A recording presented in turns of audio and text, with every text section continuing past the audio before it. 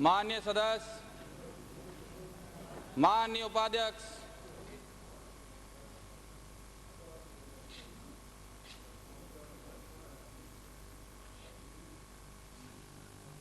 Ram Ram sir.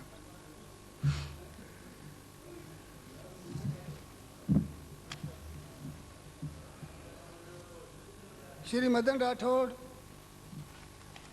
प्रश्न संख्या 328। माननीय उपाध्यक्ष महोदय,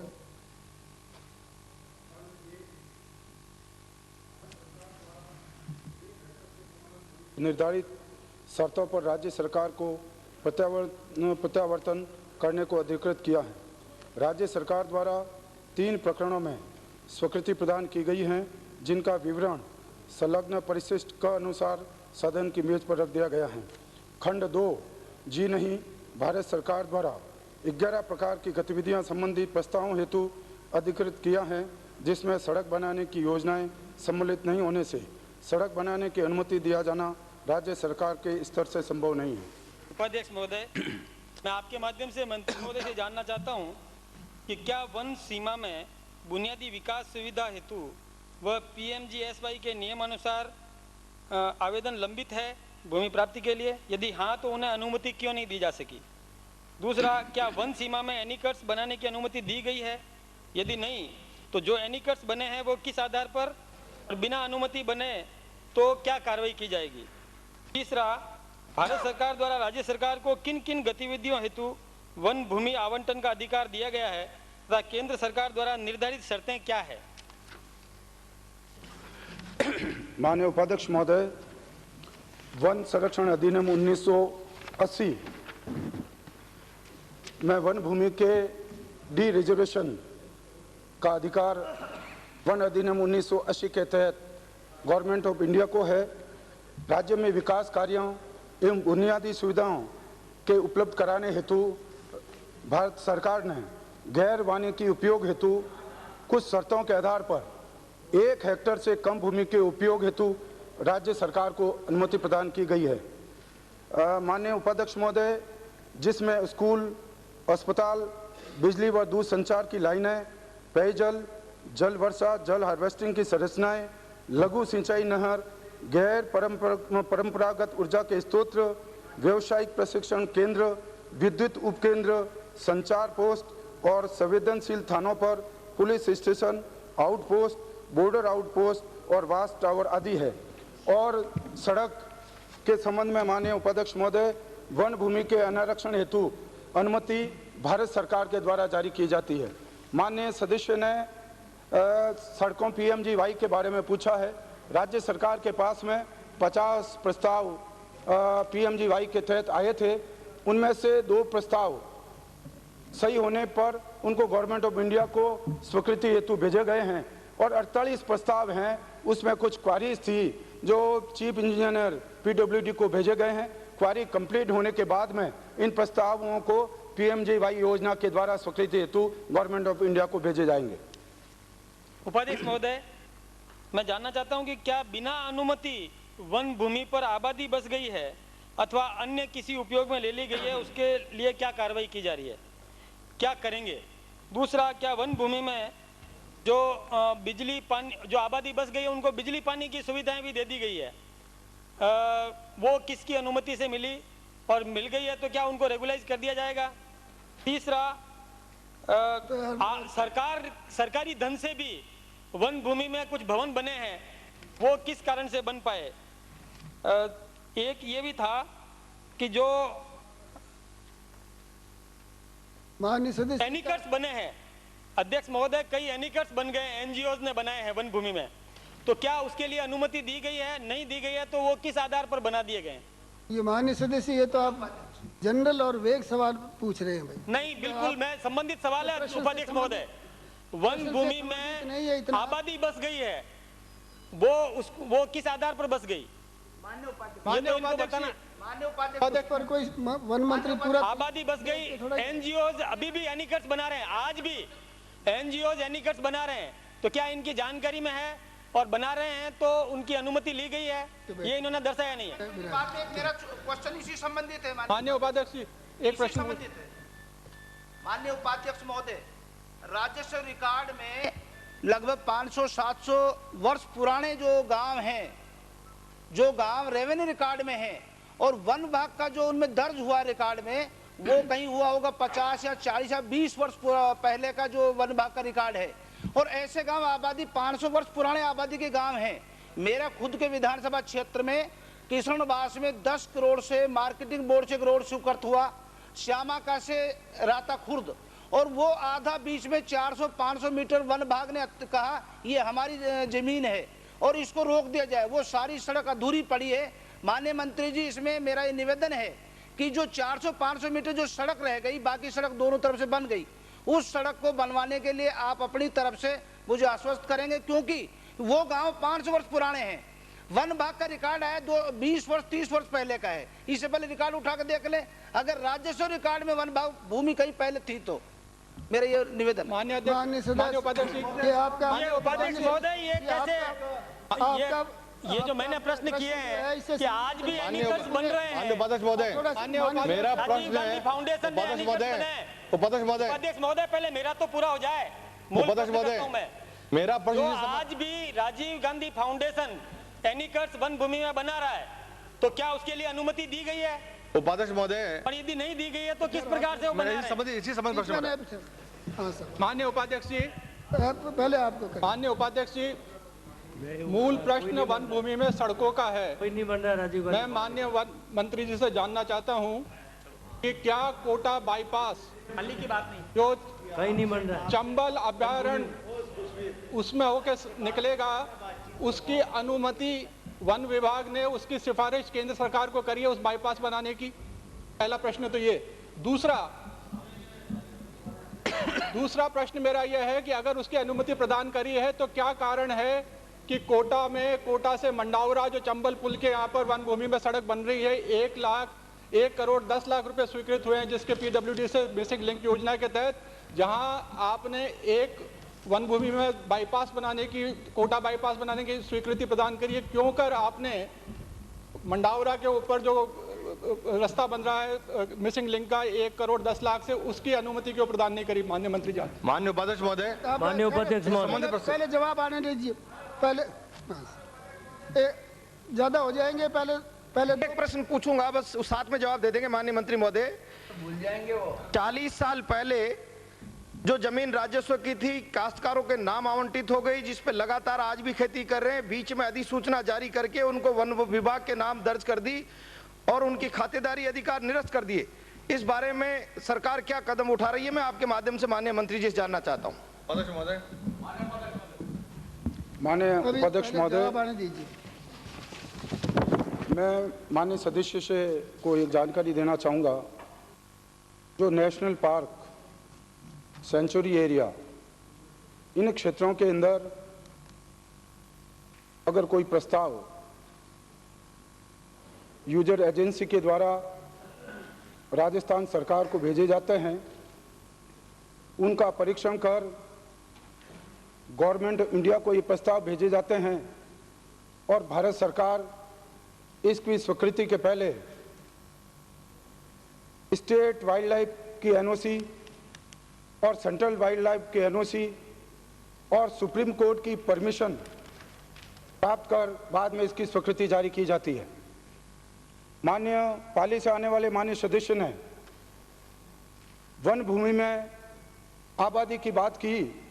माननीय उपाध्यक्ष महोदय, जिस तरह से पॉपुलेशन, जनसंख्या का बढ़ोतरी हो रही है और वास्तव में ऐसे जोधपुर हैं, जयपुर हैं, ऐसे कई स्थान हैं जिन स्थानों पर आबादी बढ़ने के कारण वहाँ पर लोगों ने वन भूमि के अंदर मकान बना दिए, वहाँ पे जो सुविधाएं होनी चाहिए वो सुविधाएं उपलब्ध करवा दी। तो माननीय उपाध्यक्ष महोदय, मैं अपने विभाग के द्वारा इसका पूरा सर्वेक्षण कर, पूरी जानकारी कर, इसको किस हिसाब से डी नोटिफाइड अगर करना हो तो डी नोटिफाइड के आधार पर, और भारत सरकार ने एक एनपीवी नेट प्रेजेंट वैल्यू जो दर निर्धारित की है और एक कमेटी कॉन्स्टिट्यूट की है, उसमें 1 हेक्टेयर पर 5.80 लाख रुपए मिनिमम और 9.20 लाख रुपए मैक्सिमम ये दर तय की गई है और एक कमेटी के द्वारा जो रिपोर्ट आएगी तो ये जो कॉस्ट, जो निर्धारित कॉस्ट की गई है, ये निर्धारित कॉस्ट देने के बाद में इसकी नेट प्रेजेंट वैल्यू की देने के बाद में इस पे आवश्यक कार्रवाई की जा सकती है। वास्तव में एक ये गंभीर प्रश्न है, राजस्थान में जोधपुर में है, जयपुर में है, ऐसी अधिकांश स्थान पर पूरे राजस्थान में लोगों ने आबादी बना दी है। नाथद्वारा में है, माननीय सदस्य नाथद्वारा से आने वाले आपने भी जिक्र किया है, तो इनकी पूरे का सर्वेक्षण कर इसको किस प्रकार से नेट प्रेजेंट वैल्यू के आधार पर गवर्नमेंट ऑफ इंडिया को प्रस्ताव भेजे जाएंगे और प्रस्ताव भेजने के बाद में वहां से स्वीकृति आने के बाद में नियमित रूप से कार्रवाई की जाएगी। उपाध्यक्ष महोदय, मेरा प्रश्न अनुत्तरित है अभी। माननीय उपाध्यक्ष महोदय, उपाध्यक्ष महोदय, मुझे आपने परमिशन दी थी। विधानसभा क्षेत्र में, एक मिनट, मेरा तो प्रश्न अभी अनुत्तरित है। खारची विधानसभा क्षेत्र में वन भूमि में भीलबेरी के पास में एक बहुत बड़ा भवन बनाया है सरकारी धन से। मेरा प्रश्न वो वेग प्रश्न नहीं है, उसके लिए अनुमति दी गई है कि नहीं दी गई है, माननीय उपाध्यक्ष बताएं कृपया। माननीय उपाध्यक्ष और महोदय, इसमें मैंने जितने भी प्रश्न किए सारे संबंधित प्रश्न है उपाध्यक्ष महोदय। आपने मुझे कहा ना कि वेग प्रश्न है, मान्य कोई भी नहीं, आप मुझे बताएं कृपया कौन सा वेग प्रश्न था। माननीय उपाध्यक्ष महोदय, महोदय, मुझे भी मेरा जो प्रश्न है, आप अपने खारची विधानसभा क्षेत्र में बहुत छोटा भीलबेरी के पास में बहुत बड़ा भवन सरकारी धन से बनाया गया था, पूर्व वन मंत्री ने वो भवन बनवाया था, तो उसके लिए क्या अनुमति ली गई राज्य सरकार से या केंद्र सरकार से, ये मुझे कृपया स्पष्ट करें। इससे संबंधित है उपाध्यक्ष महोदय, इसी से संबंधित है उपाध्यक्ष महोदय। मैं आपके माध्यम से मंत्री महोदय से जानना चाहूंगा कि विधानसभा क्षेत्र खारची में एक सड़क निर्माणाधीन है और वन सेंचुरी की बाउंड्री के अंदर, उसी में उपाध्यक्ष महोदय वो WBM सड़क बनी हुई है और मात्र 1 किलोमीटर उसको डामरीकरण के लिए रोक दी गई है और उसके आगे मंदिर बन रहे हैं, भवन बन रहे हैं, उसको नहीं रोका गया, लेकिन वो WBM सड़क बनी हुई है तो उसको रोक दी गई। मैं माननीय मंत्री महोदय से अनुरोध करना चाहूंगा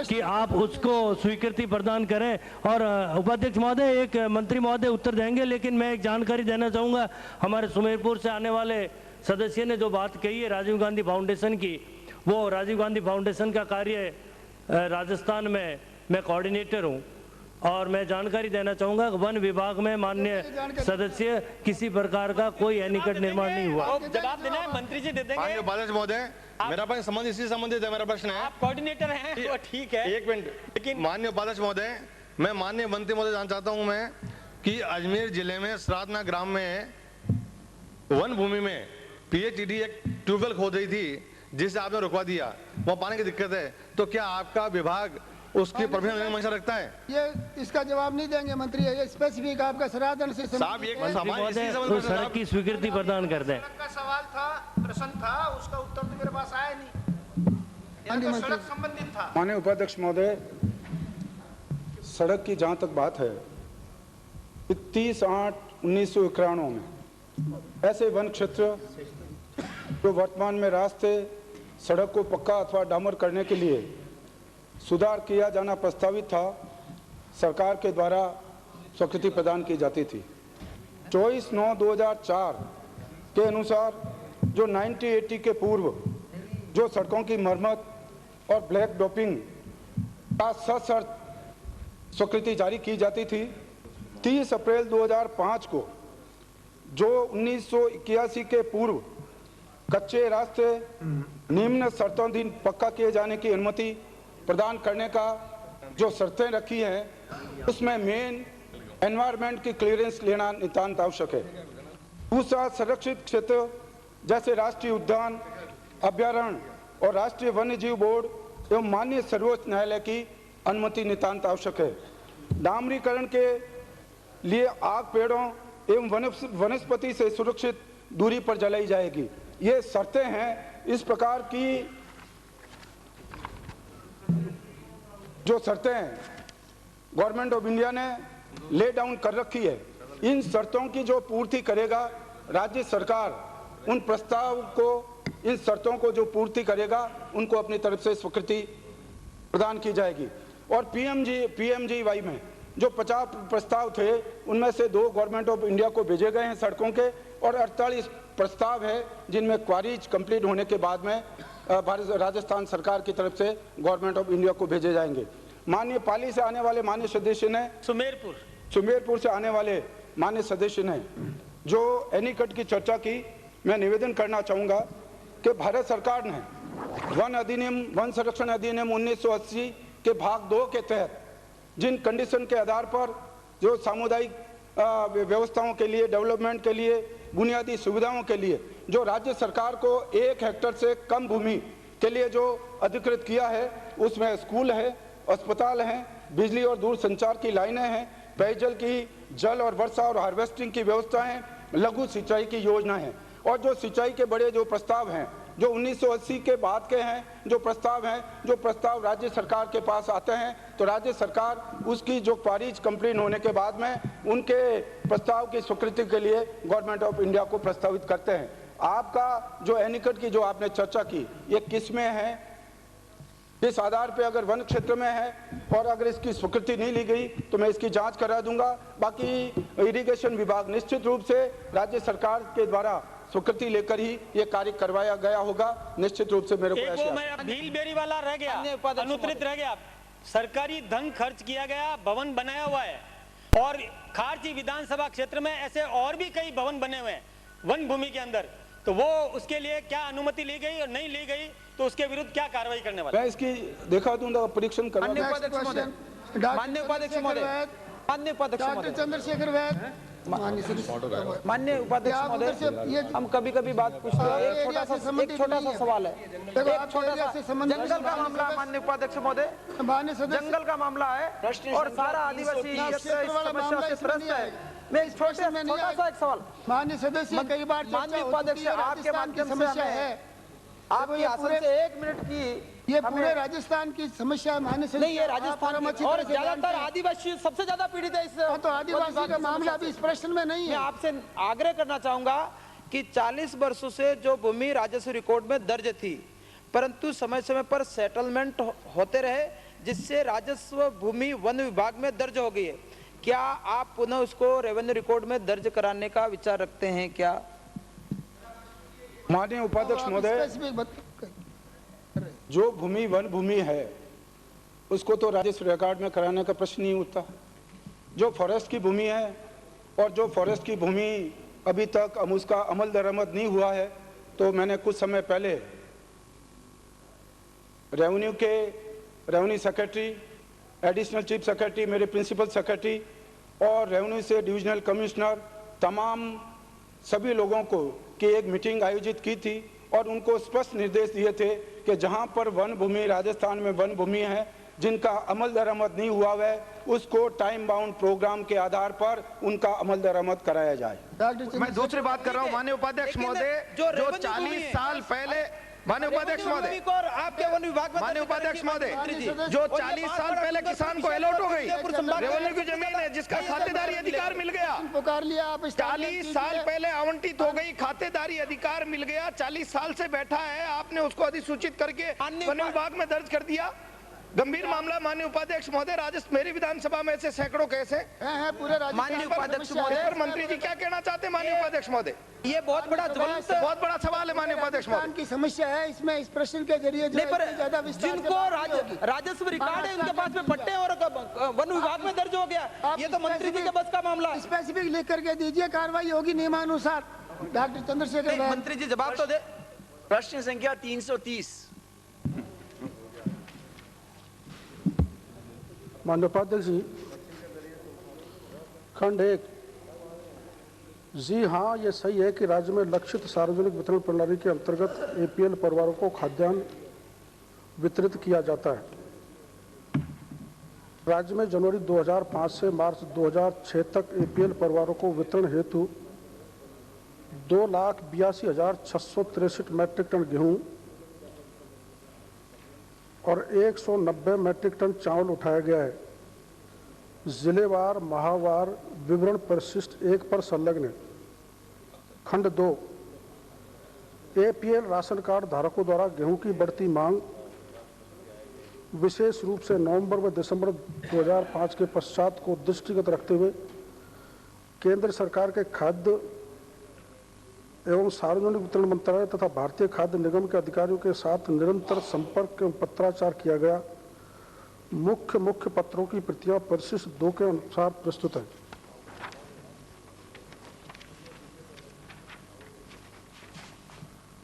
खंड 3 लक्षित सार्वजनिक वितरण प्रणाली के अंतर्गत भारत सरकार के खाद्य एवं सार्वजनिक वितरण मंत्रालय द्वारा खाद्यान्न आवंटित किया जाता है एवं भारतीय खाद्य निगम द्वारा जिलों को रिलीज किया जाता है।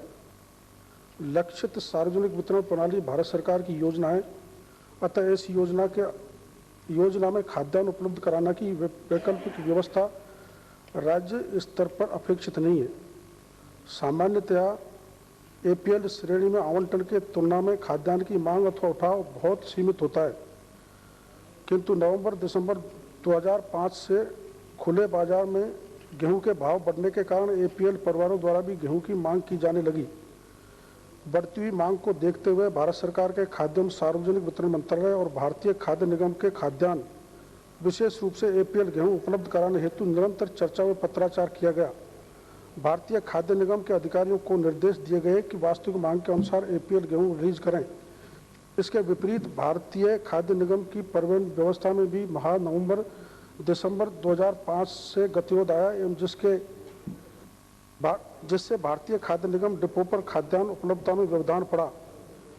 इसके फलस्वरूप डूंगरपुर, बांसवाड़ा, जालौर, सिरोही, राजसमंद, उदयपुर जिले में विशेष रूप से प्रभावित हुए। इस संबंध में अध्यक्ष एवं प्रबंध निदेशक भारतीय खाद्य निगम से भी उनके जयपुर प्रवास दिनांक 28/1/2006 के दौरान चर्चा की गई। उनके निर्देशानुसार परिवहन व्यवस्था को सुचारू रखने के लिए वे परिवहन दरें तय करने हेतु जिला कलेक्टर को अधिकृत कराया गया। इसके साथ ही परिवहन गतिरोध के कारण आवंटित खाद्यान्नों को उठाव करने की निर्धारित अंतिम तिथि भी बढ़वाएगी। एपीएल राशन कार्ड धारकों को मांग के अनुसार खाद्यान्न रिलीज हो, इस हेतु निरंतर प्रयास किए जा रहे हैं। माननीय उपाध्यक्ष महोदय, इसमें खंड ए में आपके माध्यम से मैं मंत्री जी से जानना चाहता हूं। इन्होंने लिखा है कि गेहूं का जो परिशिष्ट ए के ऊपर इन्होंने दिया है 28,62,638 टन आवंटन किया गया, 28,62,638 टन, और आपने इसका ऑफटेक किया 2,82,663। इसका मतलब आपने सिर्फ 9.87% का उठाव किया। इसी प्रकार इसके आगे जो सूची आपने संलग्न की है, जनवरी 2005 से लेके और मार्च 2006 तक हर माह के अंदर आपने 16%, 12%, 6%, 15 महीने के अंदर 15 में से 12 महीने में आपने 15% से कम उठाव किया है। तो जब आपने अपने दूसरे खंड 2 में बताया, 3 में बताया कि नवंबर-दिसंबर 5 में गतिरोध आया, तो गतिरोध तो जनवरी 2005 से ही चल रहा था आपका। आपको जितना आवंटन हुआ उसका आप 15% से कम उठा रहे थे, पहली बात। दूसरी बात, इसके अलावा जो गेहूं का आवंटन आपको विभिन्न दूसरी योजनाओं में किया गया, लाइक मिड डे मील के अंदर किया गया, वेलफेयर इंस्टीट्यूशन एंड हॉस्टल में किया गया, आपको national food for work programme के अंदर गेहूं का आवंटन किया गया, उसके अंदर भी आपने सिर्फ 64% उठाया है दिसंबर तक। तीसरी, ये जो माननीय मुख्यमंत्री जी का पत्र आपने साथ में संलग्न किया है, इसमें लिखा है अंत्योदय अन्न योजना, बीपीएल, एपीएल। इसमें आपने मिड डे मील का जिक्र नहीं किया। मिड डे मील का पूरे साल के अंदर आपने 60% उठाया, 50% उठाया, मिड डे मील का जिक्र नहीं है। वेलफेयर इंस्टीट्यूशंस एंड हॉस्टल जो कि schedule caste and schedule tribe के होते हैं, उनका जिक्र नहीं है। National food for work programme का जिक्र नहीं है, और सबसे इंपॉर्टेंट योजना अन्नपूर्णा योजना का जिक्र नहीं है। इसका आप जवाब दें कृपया मंत्री जी।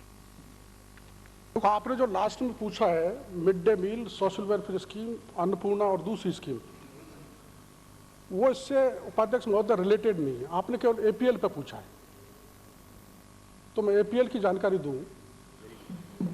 एपीएल में आपने जो ये बात उठाई है कि आपका एलोकेशन इतना है, अगस्त से पहले राजस्थान सरकार का एलोकेशन था 2,82,663 मैट्रिक टन। और अगस्त के बाद एलोकेशन हो गया 1,61,219। उपाध्यक्ष महोदय, जो 1,61,219 हमारा हुआ है, इसमें उसके अगेंस्ट में नवंबर 2005 में 33,228 मैट्रिक टन गेहूं रिलीज हुआ। एलोकेशन तो उन्होंने पूरा कर दिया पेपर से, माननीय सदस्य, लेकिन रिलीज हमें पूरा नहीं हुआ। तो इसलिए मैं मंथ वाइज आपको रिलीज बता देता हूं। नवंबर में रिलीज हुआ 33,228, दिसंबर में रिलीज हुआ 12,815, जनवरी में रिलीज हुआ 2,129 और फरवरी में रिलीज हुआ 1,595। तो अलॉटमेंट की तुलना में रिलीज बहुत कम हुआ है। एफसीआई के गोडाउन्स में गेहूं था ही नहीं। और जैसे गेहूं का भाव बढ़ा नवंबर से दिसंबर के महीने में, तो भाव बढ़ने के कारण मार्केट में भाव बढ़ गया, तो डिमांड गेहूं की बढ़ गई और डिमांड गेहूं की बढ़ने के कारण एफसीआई ने भी थोड़ी सख्ती बरती और जिस मात्रा में गेहूं हमको मिलना चाहिए था उस मात्रा में गेहूं नहीं मिला। और एफसीआई के गोडाउन्स में स्टॉक्स भी कम थे। अगर आप ये देखोगे तो एक तरफ मैंने स्टॉक्स लिख रखे हैं। स्टॉक्स आप चूरू का देख लो, चूरू में 9,582 का स्टॉक्स था, जबकि ये इससे तिगुना हमको स्टॉक मिलना चाहिए जब हम चूरू को गेहूं सप्लाई कर सकते थे। इसलिए इसका सबसे बड़ा कारण ये है, आपने जो परसेंटेज दर्शाई है कि आपने ऑफ टेक नहीं किया, ये सही है कि हमने जनवरी में 16% किया, फरवरी में 16.84 किया, मार्च में करीबन 12.38% किया, अप्रैल में 2.20% किया, मई में 6.19% किया, जून में 8.61% किया, जुलाई में 7.47% किया, अगस्त में 7.75 हो गया, सितंबर में 12.64 हो गया, अक्टूबर में 13.97% हो गया, नवंबर में 20.40% हो गया। लेकिन दिसंबर, जनवरी, फरवरी में ये फिर दिसंबर में 7.76% पे आ गया, जनवरी में 0.58% पे आ गया और फरवरी में 14.52% पे हो गया और मार्च में और भी कम चला गया। इसका सबसे बड़ा कारण माननीय सदस्य ये है कि एलोकेशन तो पेपर पे हो गया, लेकिन हमको गेहूं उस मात्रा में जो एलोकेशन हुआ था उस मात्रा में रिलीज नहीं हुआ। आपने पत्र लिखा, वहां पर जो आपने पत्रों की सूची संलग्न की है, उसमें पत्र लिखना आपने शुरू किया है नवंबर से, अक्टूबर से किया है, नवंबर से किया है, 26/10/2005 को पत्र लिखा है। जब आपको मालूम था कि 2005 जनवरी से जितना आवंटन किया गया है उसका सिर्फ 15% आप गेहूं उठा पा रहे हैं, तो आपको एक साल बाद जाके ध्यान आया कि हमको आवंटन कम हो रहा है, एफसीआई के अंदर स्टॉक नहीं है। ऐसा नहीं है। इसमें वैद साहब बात यह है कि पहले जो गेहूं हुआ करता था अगस्त से पहले, उसमें मार्केट का गेहूं और एपीएल के गेहूं में फर्क कुछ नहीं था। 680 एपीएल गेहूं मिलता था और करीबन इतना ही मार्केट की वैल्यू थी। इसलिए लिफ्टिंग आपको ऐसा लग रहा है हमने प्रयास नहीं किया, क्योंकि मार्केट का गेहूं का वैल्यू और एपीएल के गेहूं की वैल्यू करीबन बराबर थी। ये सबसे बड़ा कारण। देखिए, मैं आपसे माननीय उपाध्यक्ष महोदय ये जानना चाहता हूं कि जब ये जो पूरे साल के अंदर जो वेरिएशन होता है, ये खाली इसी साल में तो हुआ नहीं, ये तो हर साल के अंदर होता है। जब गेहूं की फसल आती है उसके 3 महीने बाद गेहूं की डिमांड सबसे ज्यादा बढ़ती है। अभी डिमांड बढ़ती है अक्टूबर, नवंबर, दिसंबर, जनवरी, फरवरी, मार्च के अंदर। इस साल भी इसी समय बढ़ी, आप भी ये स्वीकार कर रहे हैं। साथ में आपको ये मालूम था कि केंद्र सरकार की कई केंद्रीय प्रवर्तित योजनाओं के अंतर्गत गेहूं का आवंटन राज्य को दूसरी दिशाओं में होने लगा है, जैसे फूड फॉर वर्क में हो गया, जैसे और दूसरी ग्रामोदय योजना के अंदर हो गया। तो जब ये मालूम था तो शुरू में इसके लिए प्रयास क्यों नहीं किया गया? आपको मालूम था कि इसमें डिमांड बढ़ेगी नवंबर दिसंबर के अंदर। पत्र लिखना अपन ने शुरू किया है जब डिमांड बढ़ चुकी थी। उसके बाद माननीय मुख्यमंत्री जी ने भी जो पत्र लिखा है वो लिखा है फरवरी के अंदर। यही पत्र, मेरा अनुरोध यही है कि यही पत्र अगर 6 महीने पहले आगे की डिमांड को देखते हुए लिख दिया जाता तो आज एपीएल का गेहूं जो आप 6 रुपए 80 पैसे प्रति किलो में देते हैं, आज बाजार के अंदर 12.5 रुपए प्रति किलो मिल रहा है। और सारा का सारा गेहूं, इससे इनडायरेक्ट इन्फ्रेंस ये निकलता है कि जो ट्रेडर्स हैं उनको लाभान्वित करने के लिए जानबूझ के आपने गेहूं का आवंटन होते हुए भी उसका उठाव नहीं किया। अच्छा, ऐसा नहीं है। आप मोटी सी बात थोड़ा इस पर ध्यान देंगे कि जो अगस्त से पहले का टाइम है, अगस्त से पहले के टाइम पे एपीएल जो राशन कार्ड होल्डर्स थे वो भी मांग नहीं करते थे, उनकी मांग नहीं थी। जब एपीएल राशन कार्ड होल्डर करीबन 1 करोड़ से ऊपर है, जब उनकी मांग नहीं थी तो हमने भारत सरकार को पत्र लिखना ठीक नहीं समझा। एक दूसरा, स्टॉक्स में उस समय गेहूं था जितना माना जरूरत पड़ती थी। तो जब ऐसे लगा कि मार्केट में जैसे गेहूं बढ़ गया और भारत सरकार ने इंपोर्ट किया तो उसके कारण भी कुछ फर्क पड़ा, और इंपोर्ट के कारण जैसे भाव मार्केट में बढ़ गया तो हमने ये क्या नाम से पत्र लिखे और पत्र के बराबर प्रयास किए, और उसके बाद भी आज भी स्टॉक्स में, आप नेशनल में स्टॉक्स बताऊंगा, एफसीआई में गेहूं नहीं है। माननीय उपाध्यक्ष महोदय, माननीय उपाध्यक्ष महोदय, मैं आपके माध्यम से मंत्री जी से ये जानना चाहता हूँ कि आपने अपनी फिगर दिया, अब आप एपीएल के जनवरी में आपको 2129 मैट्रिक टन रिलीज किया गया, फिर आपने 932 ही क्यों उठाया? आपने अभी जनवरी का फिगर दिया है। एक दो, माननीय उपाध्यक्ष महोदय, एक आदमी माननीय वो मैं हूँ या कोई और है? माननीय मंत्री महोदय, जैसा कि माननीय सदस्य ने कहा 28,601 टन अपन को कोटा अलॉट हुआ था, तो और इसमें से अपन ने किसी में 10%, 5%, 7%, 8% अपने उठाए। तो अब मेरा निवेदन है कि गाँव में 12 रुपये 13 रुपये किलो गेहूँ मिल नहीं रहा है और गांव में हाहाकार मचा हुआ गेहूं के लिए, तो अब आप गेहूं जो कोटा अलॉट हुआ वो मंगवा रहे हो या गाँव में भिजवा रहे हो या नहीं भिजवा रहे हो, क्या स्थिति है? ये उपाध्यक्ष महोदय, आपके माध्यम से माननीय मंत्री जी से मेरा भी साथ दे देना, मेरा भी साथ दे देना, बड़ा साथ ही आने दो। मैं ये जानना चाहता हूँ, आपने अभी अपने उत्तर में कहा है कि दिसंबर 2005 तक का आप ये बता रहे थे कि इतनी मांग नहीं थी। जनवरी के अंदर आपने अभी अपने उत्तर में बताया कि 2129 मैट्रिक टन आपको रिलीज किया गया एपीएल का, फिर आपने 932 ही क्यों उठाया? रिलीज कहाँ किया है? माननीय उपाध्यक्ष, रिलीज नहीं, आपने अभी फिगर अपने बताया है, आप महावार बता दो कि आपको रिलीज कितना किया गया और उठाया कितने आपने? मैं मंथ वाइज बता दूं? हाँ, मंथ वाइज बता दो। आवंटन का नहीं है, रिलीज का है। ये आवंटन का फिगर दूसरा है, मैं ये बता सकता हूँ। आवंटन तो 1,61,219 है। आप बैठ जाओ, मैं जनवरी से बता देता हूँ। मंत्री महोदय से मैं निवेदन, इसी संबंध में एक निवेदन ये करना चाह रहा हूँ कि पिछले 2 महीने का गेहूं कोटपुरली के लिए नहीं उठाया गया, कोटपुरली में सप्लाई नहीं हुआ, लोगों में हाहाकार मचा हुआ है, उसके लिए भी आप क्या कर रहे हैं? 2 महीने का कोटा ही छोड़ दिया गया, वो उठाया ही नहीं है। आप इनकी सवाल का जवाब मैं दे दूंगा। माननीय मंत्री महोदय, मेरा भी इससे जुड़ा हुआ सवाल है। जो मेरे डूंगरगढ़ का जो गेहूं अलॉट हुआ अभी बताता और बीकानेर में जो बिका गेहूं, उसमें क्या कार्रवाई हो रही है, क्या कार्रवाई करने जा रहे हो? क्या वो गेहूं वापिस डूंगरगढ़ को मिलेंगे या नहीं मिलेंगे? अभी बताओ। और जिनके पास, जिनके खिलाफ एफआईआर दर्ज हुई है, उनके खिलाफ क्या कार्रवाई करने जा रहे हो? वो अलग से प्रश्न है हमारी मंच। जनवरी 2005 में 6 क्यों संयम जी 6 पूछ रहे हो, 5 पूछ रहे हो? 6 पूछ रहा हूँ। अभी देता हूँ।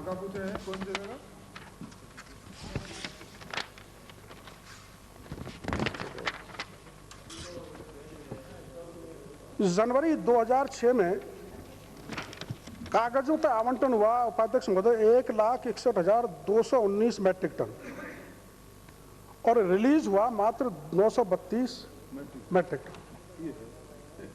और एक्चुअल आपने 932 है, रिलीज कितना हुआ ये बताओ? आप तो आपने उठाया 932 है, रिलीज 2132 हुआ है, रिलीज आप उठा भी नहीं सके हो। नहीं, रिलीज नहीं, ये लिखिए, आपने लिखा है उठा 932, आपके जवाब में। आपको मैं एक्चुअल डिमांड बता देता हूँ, एक्चुअल डिमांड बताओ। डिमांड नहीं, आप तो खाली ये बताओ रिलीज कितना हुआ और आपने उठाया कितना? रिलीज ही है, मतलब गेहूं है नहीं, जितना आ रहा है उतना ही हम उठा रहे हैं। अभी तो आपने जवाब में जब तारानगर से आने वाले माननीय सदस्य पूछ रहे थे, तब आपने जनवरी का जो फिगर दिया है 2129 मैट्रिक टन दिया है और आप अपनी फिगर से पलट रहे हो आप। और जो आटा मिल वाले हैं उनको मतलब जो है केंद्र मंत्री महोदय कमजोर नहीं है, मंत्री महोदय बड़ा घोटाला हुआ है, मंत्री महोदय कमजोर नहीं है, आप विराजो और गरीबों का आपकी जरूरत नहीं है मंत्री को।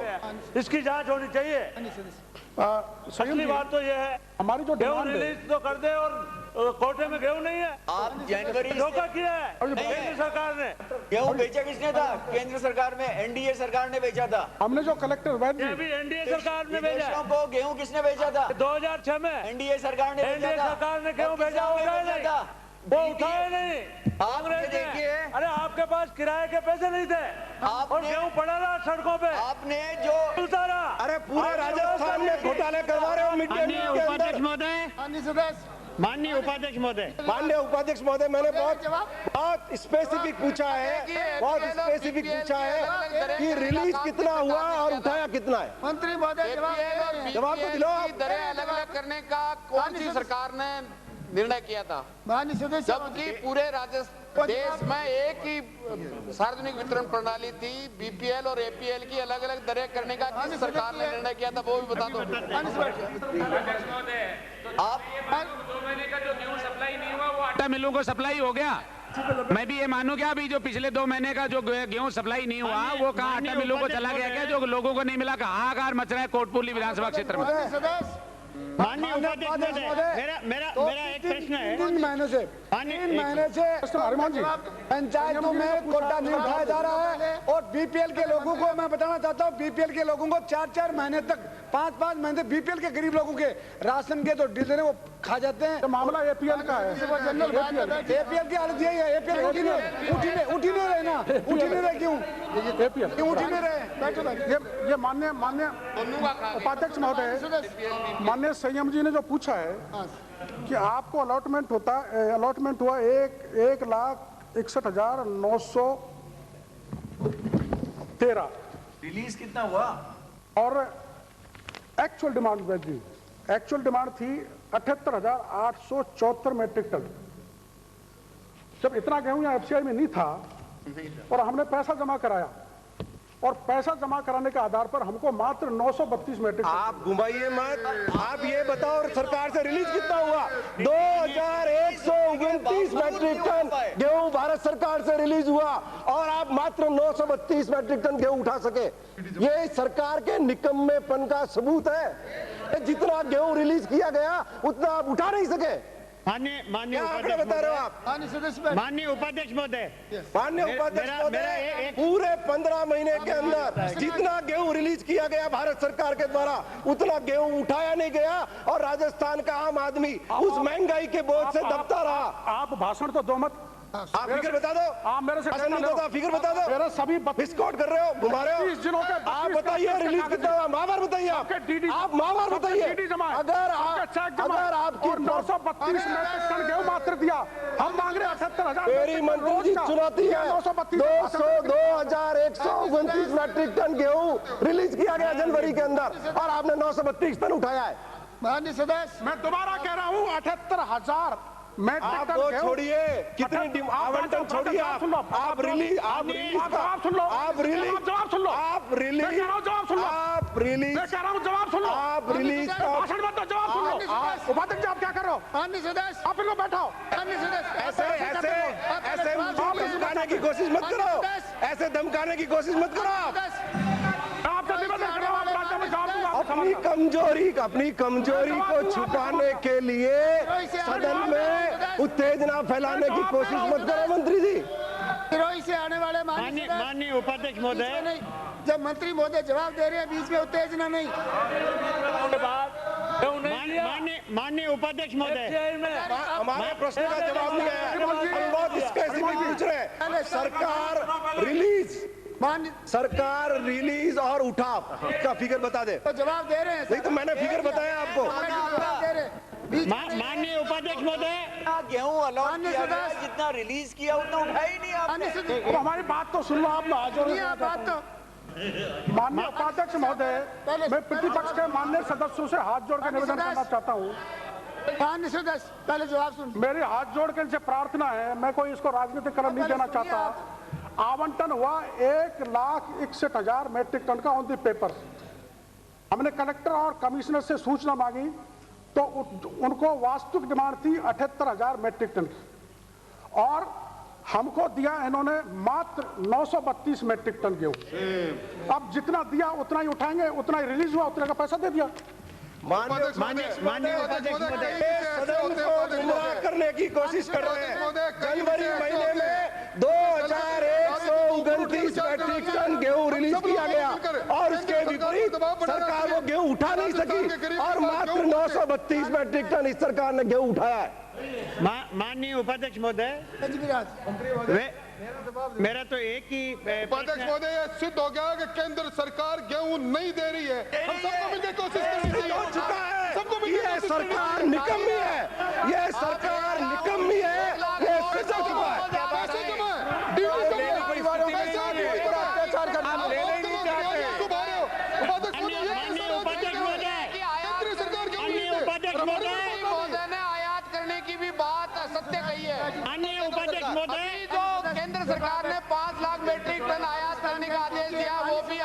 अभी तक नहीं हुआ है।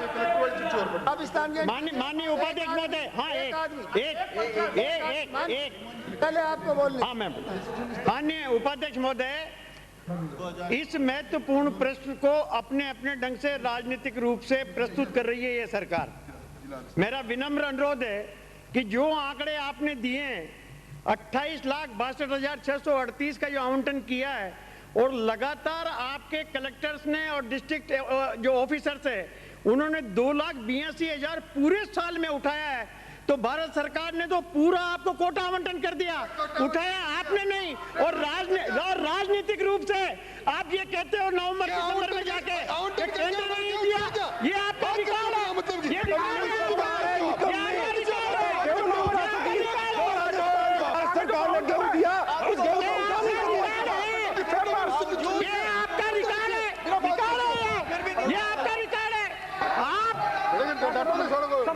आप केंद्र सरकार के द्वारा गेहूं दिए गए उसको उठा नहीं पाए, उठा नहीं पाए, आप उठा नहीं पाए उसको।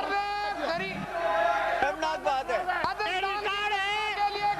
आप उस गेहूं को उठा नहीं पाए और अपनी नौकरियां छुपाने की बात करते हैं। गेहूं नहीं दिया है उसका दोषारोपण राज्य सरकार में करना चाहते हैं, नहीं चलेगा। आप उठा नहीं पाए, आप अपना केंद्र सरकार ने किया है, दोषारोपण हमारे ऊपर कर रहे हैं, ठीक नहीं है माननीय उपाध्यक्ष सरकार आप इन्होंने किया है।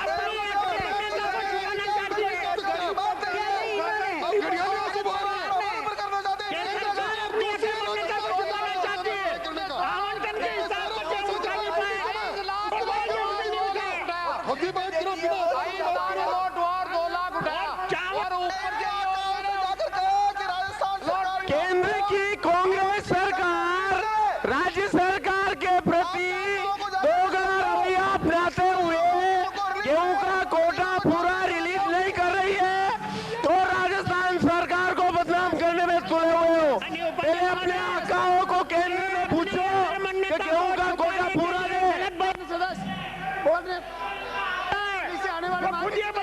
कोटा पहले पूरा दो, चावल नहीं उठा पाए।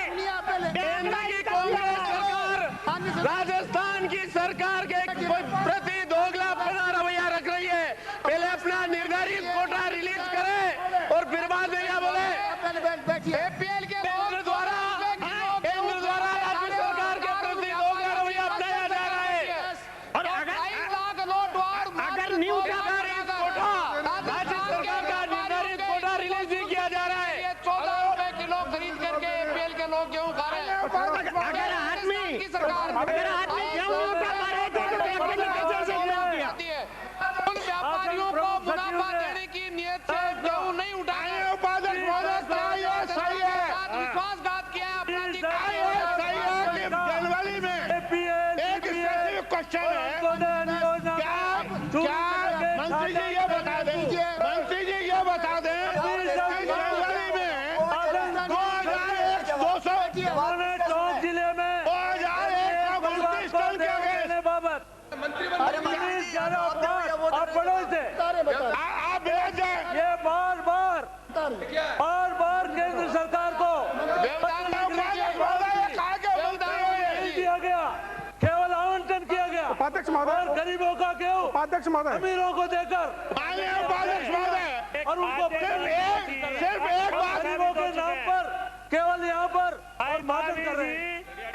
उपाध्यक्ष महोदय, एक स्पेसिफिक क्वेश्चन पूछता हूँ। एक मिनट भगत सिंह जी, आप स्थान ग्रहण कीजिए, पहले स्थान ग्रहण फिर सुनूंगा। पहले स्थान ग्रहण कीजिए।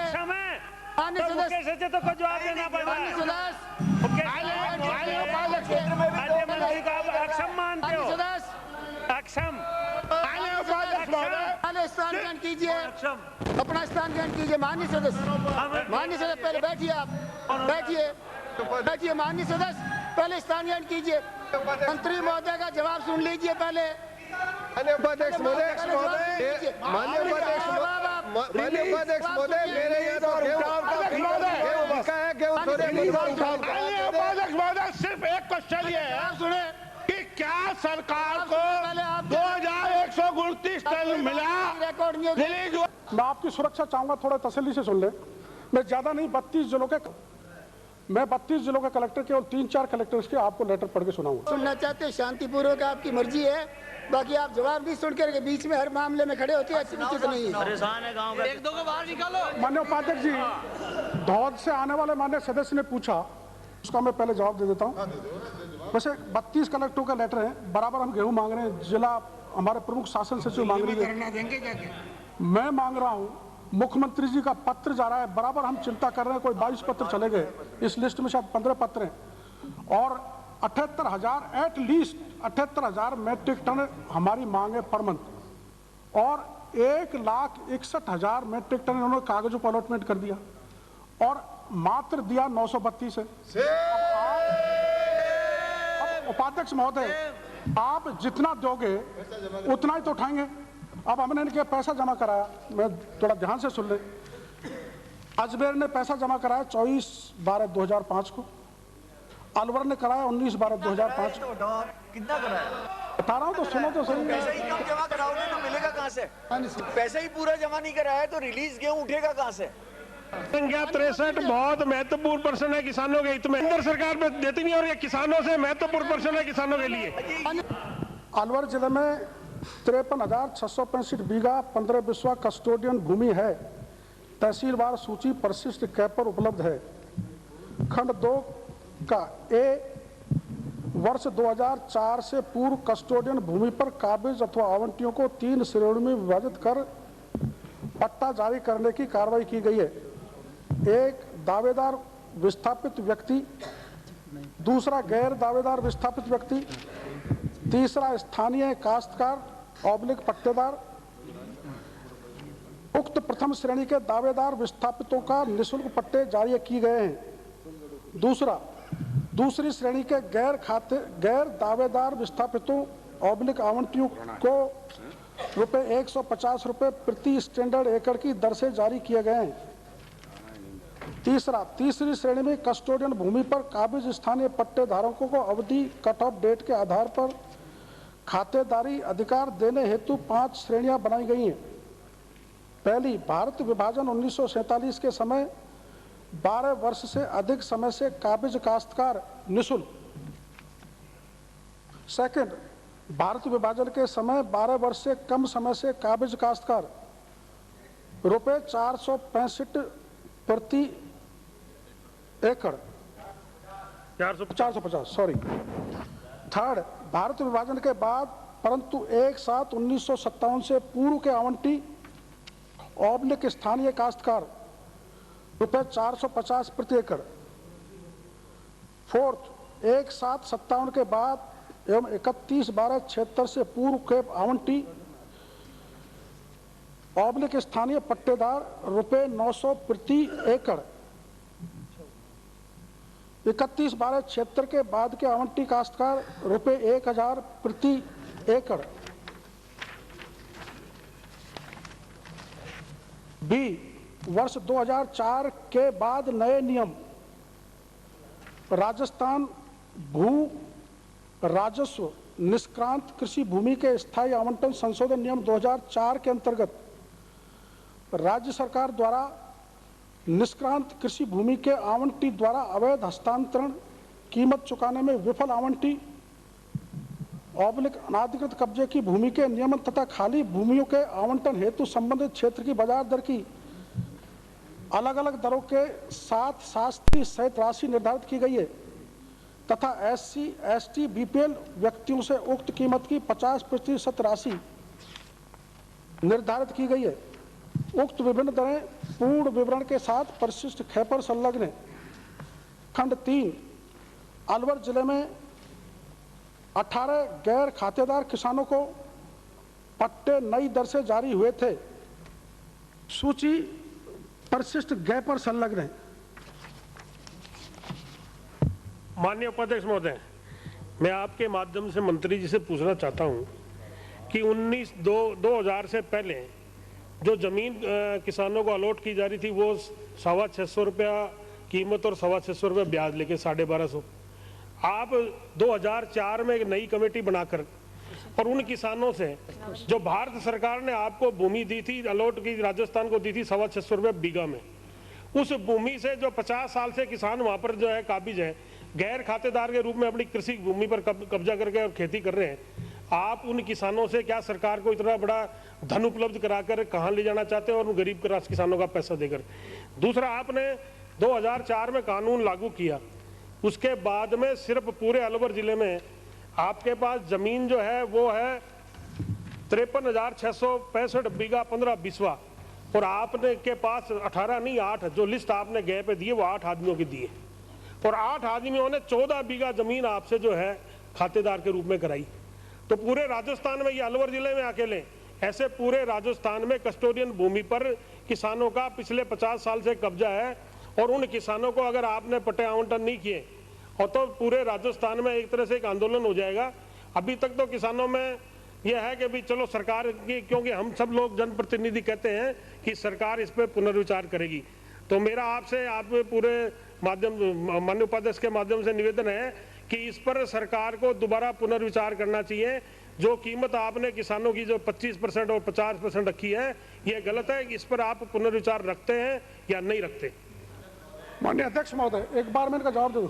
आप बिराज जाओ। में कस्टोडियन में मेरे भी 15 गांव आ रहे हैं। माननीय अध्यक्ष महोदय, मैं आपके माध्यम से माननीय मंत्री जी से ये निवेदन करना चाहता हूं कि वर्तमान में जो रेट आपने तय की है 20-20 हजार रुपए बीघा, जब प्रति बीघा जमीन पे पड़ रहा है, कोई भी काश्तकार 5-5 बीघा का आके 1-1, 1.5, 2-2 लाख रुपए जमा करा करके उस जमीन का मालिक नहीं बन सकता, और जो पिछले 50 सालों से उस जमीन पे काबिज है। तो मैं माननीय अध्यक्ष महोदय आपके माध्यम से मंत्री महोदय से निवेदन करना चाहता हूं, और माननीय मुख्यमंत्री महोदय भी यहाँ विराजी हुई, कि राजस्थान के किसानों का मामला है, सहानुभूति पूर्वक इसमें 2004 से पूर्व की जो स्थिति है उसका ब्याज लगा करके अगर सरकार ले ले तो किसानों का बहुत भला होगा। कस्टोडियन के मामले में माननीय मंत्री जी आप बताएं। माननीय अध्यक्ष महोदय, इसमें एक मोटा सा जवाब यह है कि ये जो एक्ट है इसको भारत सरकार ने रिपील कर दिया, और जब भारत सरकार ने रिपील किया तो उसमें राजस्थान की सरकार कुछ नहीं कर सकती। जब तक कोई एक्ट नहीं बनाए तब तक अपने भी कोई रूल्स नहीं बन सकते, इसलिए अब राजस्थान की सरकार के लेवल पे अलॉटमेंट किया जाना संभव नहीं है। ऐसा नहीं है अध्यक्ष महोदय, मैं आपके माध्यम से प्रश्नकाल समाप्त हुआ। माननीय सदस्यगण, प्रश्नकाल समाप्त। महोदय, 12:03 हो गए। जो स्थानीय काश्तकार है उसके लिए केंद्र सरकार माननीय अध्यक्ष महोदय, व्यवस्थापित होगा नहीं। आप क्या SC ST के लोग, माननीय अध्यक्ष महोदय, अंकित नहीं हो। माननीय सदस्यगण, शोकाभिव्यक्ति के इस अवसर पर मैं हाल ही में दिवंगत हुए हरियाणा के पूर्व मुख्यमंत्री श्री बंशीलाल जी के प्रति संवेदना व्यक्त करते हुए ये शोक प्रस्ताव प्रस्तुत करती हूँ। हरियाणा के पूर्व मुख्यमंत्री श्री बंशीलाल जी का जन्म 26 अगस्त 1927 को भिवानी जिले के गोलागढ़ ग्राम में हुआ। आपने पंजाब विश्वविद्यालय से BA तथा LLB की उपाधियाँ प्राप्त की। आपको कुरुक्षेत्र विश्वविद्यालय द्वारा डॉक्टर ऑफ लॉ तथा हरियाणा कृषि विश्वविद्यालय द्वारा डॉक्टर ऑफ साइंस की मानद उपाधि से सम्मानित किया गया। श्री बंशीलाल वर्ष 1967, 1968, 1972, 1986, 1991, 1996 तथा 2000 में हरियाणा विधानसभा के विधायक निर्वाचित हुए। आपने मई 1968 से मार्च 1972, मार्च 1972 से नवंबर 1975, जून 1986 से जून 1987 तथा मई 1996 से जुलाई 1999 तक हरियाणा के मुख्यमंत्री पद पर आसीन रहे। आपके नेतृत्व में हरियाणा में विकास के नए आयाम स्थापित हुए। आप वर्ष 1960 तथा 1976 में पंजाब से राज्यसभा के सदस्य निर्वाचित हुए। आप 7वीं, 8वीं एवं 9वीं लोकसभा में हरियाणा के भिवानी निर्वाचन क्षेत्र से कांग्रेस के सांसद रहे। श्री बंशीलाल वर्ष 1975 से 1977 तथा केंद्रीय रक्षा मंत्री एवं 1984 से 1986 तक केंद्रीय रेल तथा परिवहन मंत्री रहे। आप संसद की राजकीय उपक्रम समिति तथा प्राक्कलन समिति के सभापति भी रहे। कांग्रेस के वरिष्ठ नेता श्री बंशीलाल जिला कांग्रेस कमेटी हिसार, कांग्रेस कार्यकारिणी समिति तथा कांग्रेस संसदीय बोर्ड के प्रेसिडेंट रहे। आपने वर्ष 1996 में हरियाणा विकास पार्टी का गठन किया। अधिवक्ता रहे श्री बंशीलाल 1957-1958 में भिवानी बार एसोसिएशन के प्रेसिडेंट रहे। आप वर्ष 1943-44 में प्रजामंडल लोहारू स्टेट के सचिव भी रहे। आपको आपातकाल के पश्चात जेल की सजा भुगतनी पड़ी। श्री बंशीलाल जी का दिनांक 28 मार्च 2006 को निधन हो गया। श्री बंशीलाल जी वर्तमान हरियाणा के शिल्पी थे। श्री बंशीलाल जी के निधन से हरियाणा में एक दबंग एवं विकास को समर्पित लोकप्रिय जन नेता एवं कुशल प्रशासक की कमी महसूस की जाती रहेगी। मैं दिवंगत श्री बंशीलाल जी को अपनी ओर से तथा इस सदन के सभी माननीय सदस्यों की ओर से श्रद्धांजलि अर्पित करती हूँ तथा ईश्वर से प्रार्थना करती हूँ कि दिवंगत की आत्मा को शांति प्रदान करें तथा उनके शोक संतप्त परिजनों को उनका बिछोह सहन करने की शक्ति दें। माननीय सदस्यगण, कृपया 2 मिनट खड़े रहकर दिवंगत की आत्मा की शांति के लिए प्रार्थना करें।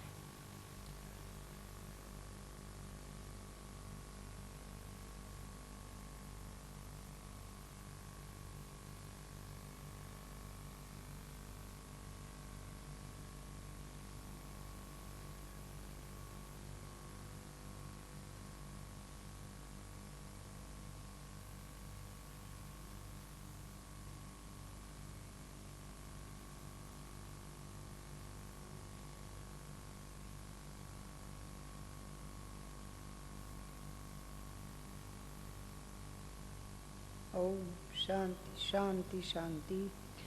सदन की कार्यवाही 12:25 तक के लिए स्थगित की जाती है।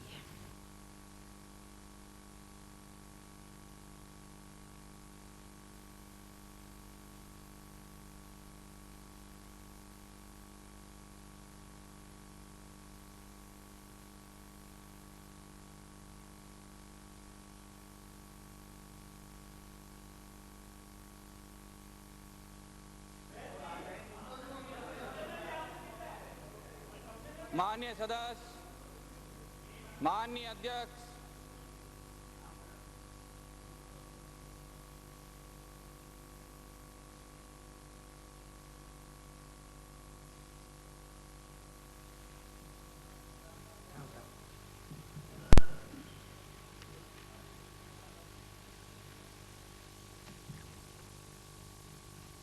मुझे माननीय सदस्यों को सूचित करना है कि निम्न स्थगन प्रस्तावों की सूचना प्राप्त हुई है।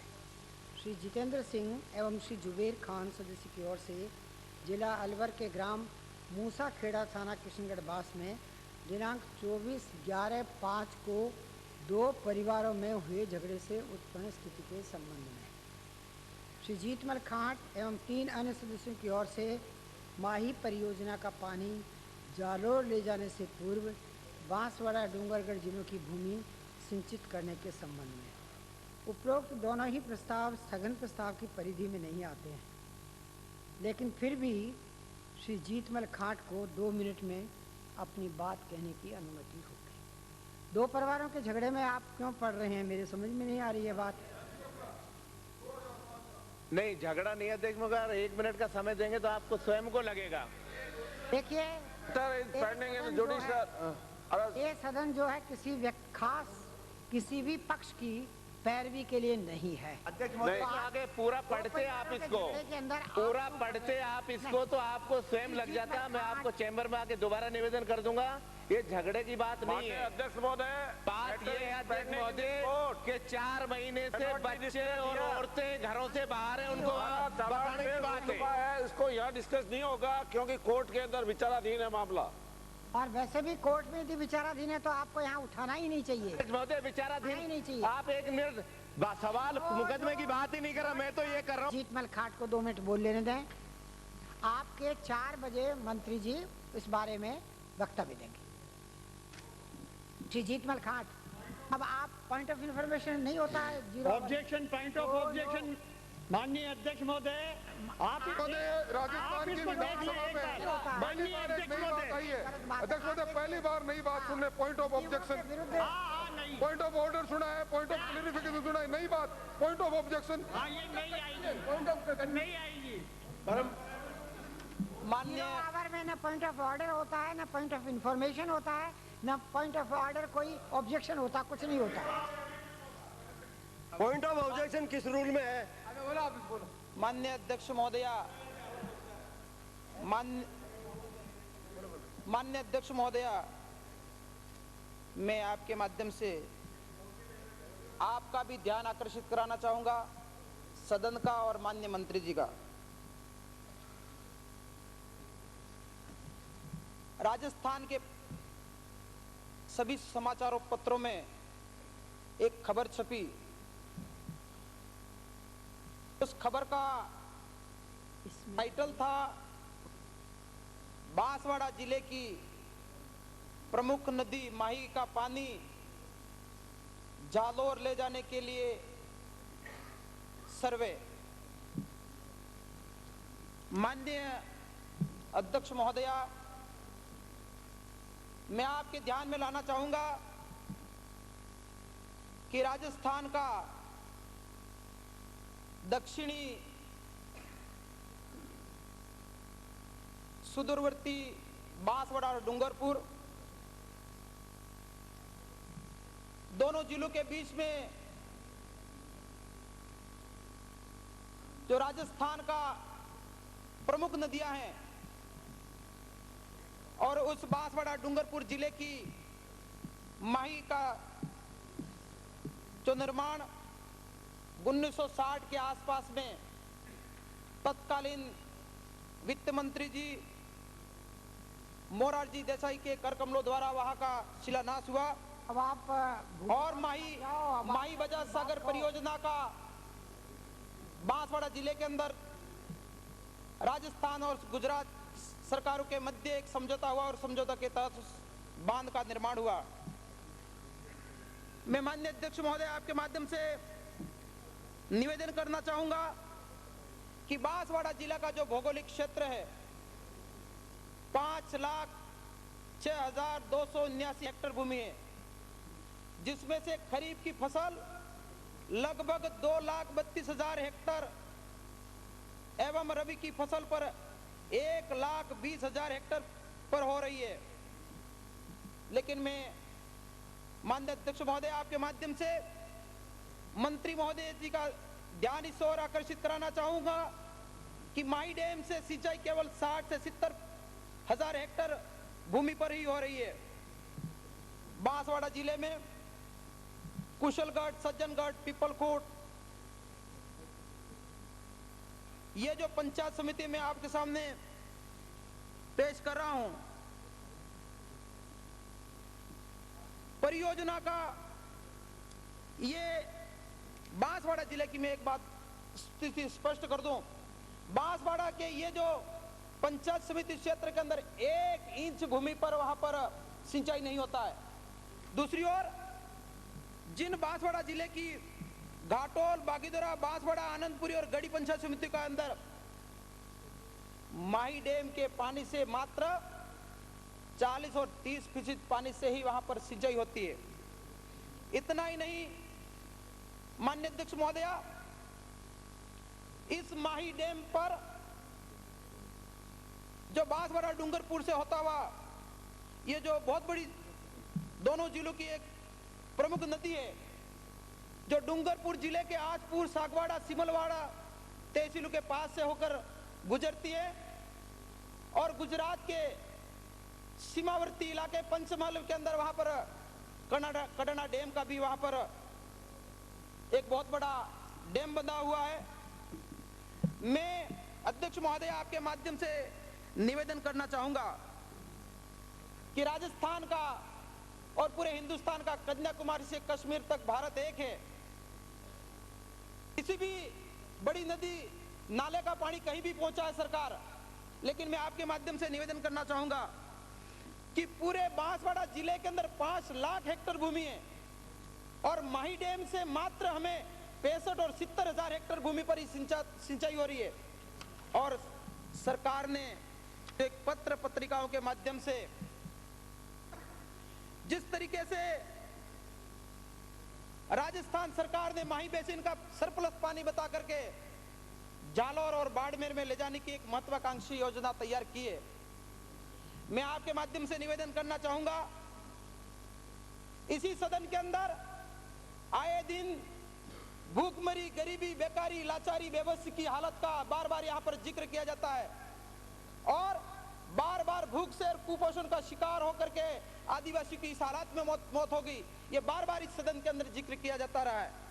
मैं आपके माध्यम से मैं चाहूंगा कि हमारा माही का सरप्लस जो पानी है वो सबसे पहले बांसवाड़ा और डूंगरपुर की असिंचित धरती को पहले पानी मिले और उसके बाद में माही सरप्लस का पानी चाहे बाड़मेर ले जाए, झालर ले जाए, कहीं भी ले जाए, लेकिन ये बांसवाड़ा, डूंगरपुर और हमारा अरनौद और प्रतापगढ़ का कम से कम 30 लाख जनता का भविष्य नदी के साथ में जुड़ा हुआ है। मैं माननीय अध्यक्ष महोदय, मैं आपसे आग्रह करना चाहूंगा कि बांसवाड़ा, डूंगरपुर के सारे किसानों में बहुत बड़ा रोष व्याप्त है कि हम तो घर के लोग भूखे मर रहे हैं और पड़ोस को पानी देने के लिए बात कर रहे हैं। मैं आपसे आग्रह करना चाहूंगा कि हमारा बांसवाड़ा, डूंगरपुर, उदयपुर ट्राइबल सब प्लान का पूरा इलाका शांत प्रिय इलाका है। हम जब भी सरकार की कोई योजना हो, कार्यक्रम में हम पूरा सहयोग करते हैं साथ में, लेकिन जब हमारे घर के छोरे भूखे रहे, घर के लोग भूखे रहे और हमारा और मैं कहना चाहूंगा बांसवाड़ा जिला का मामला है, मेरे को पे सबको नहीं बोलना। माननीय अध्यक्ष महोदय, ये हमारे माध्यम से बोलने का मौका पूरी जनता के साथ में जुड़ा हुआ मसला है। मैं अध्यक्ष महोदय आपसे मैं करबद्ध निवेदन करना चाहूंगा और हमारे मंत्री जी यहाँ विराजमान है, क्योंकि जहाँ तक 30 लाख जनता का भविष्य उसके साथ जुड़ा हुआ है। मैं आग्रह करना चाहूंगा कि आज भी वहाँ पर लोगों के हालात ऐसे हैं कि आज भी 2 टाइम की उनको रोटी नहीं मिलती है। अध्यक्ष महोदय, ये किसानों का मामला है और माननीय मंत्री जी विराजे हुए हैं। बांसवाड़ा, डूंगरपुर के जिलों को पानी नहीं मिले, दूसरे जिलों में पानी जाए, उस जिलों में पहले पानी भेज करके बाकी का भी दे दे। तो आप माननीय सदस्य की बात को जो है ना माननीय मंत्री जी आप जरा गहराई से लें। स्वाभिमान को जिंदा रखने के लिए प्रताप के साथ में हम लोगों ने आपको केवल 2 मिनट का समय दिया था, अब आप कहना चाहूंगा कि हमारा बांसवाड़ा, डूंगरपुर उस पूरे इलाके के जो आदिवासी जुड़ा हुआ है, मेरे को 1 मिनट बोलने का मेरे को मौका दिया था। 1 मिनट आप 1 मिनट में उन्होंने कह दी ना बात, तो 1 मिनट बोलने का मौका दिया जाए। अब आपको 1 नहीं, मैं 2 मिनट देती हूँ। 12:38 पे बैठ जाना पड़ेगा आपको। अध्यक्ष महोदय, 12:38 पे बैठ जाना पड़ेगा। बोलिए, चलिए बोलिए। मान्यवर अध्यक्ष महोदय, मैं ये विधायक वागुदरा के प्रवचन में मेरा मिलाता हुआ मैं भी इसमें शामिल करता हुआ बोलना चाह रहा हूं कि मेरा ऐसा आग्रह है कि सन 1991 में ये राजस्थान की विधानसभा में ये तय हुआ था और केंद्र सरकार ने ये तय किया गया था कि मध्य प्रदेश में गांधी सागर का पानी माही डैम में डाला जाएगा। इसके बाद ये जालोर की सर्वे पर विचार किया जाए, ऐसा निर्णय था। अतः मेरा यह आग्रह है कि गांधी सागर का पानी अभी माही डैम में नहीं आया है और मध्य प्रदेश में जगह जगह चेक डैम बनाए जा करके नदी नालों का पानी रोक दिया गया है और माही में पानी अभी पूरा नहीं आ रहा है। अतः मेरा आग्रह है कि बांसवाड़ा जिले की जो जमीन है वो सूखी पड़ी हुई है और माही डैम में पानी अन्य प्रांत से आने से रोक लगी हुई है। ऐसी स्थिति में मेरा आग्रह है कि जालोर की सर्वे जो है इस पर विचार अभी स्थगित किया जाए, ऐसा मेरा निवेदन। प्रक्रिया के नियम 295 माननीय अध्यक्ष महोदय, तो सूचनाएं मैं आपसे विनम्र शब्द में निवेदन करूंगा मान ली गई कि आज कई संकल्पों यहाँ पर सिंचाई मंत्री जी अध्यक्ष महोदय और बांसवाड़ा, डूंगरपुर का भविष्य जुड़ा हुआ है और वहाँ पर 30 लाख जनता के साथ में आदिवासी लोगों के साथ में खिलवाड़ों कर आज मंत्री जी। माननीय अध्यक्ष महोदय, आपकी अनुमति हो तो मैं थोड़ा स्थिति स्पष्ट करना चाहता हूँ। माननीय सदस्य ने बांसवाड़ा, डूंगरपुर क्षेत्र के पानी को जालोर, बाड़मेर की तरफ ले जाने के ऊपर ऐतराज किया।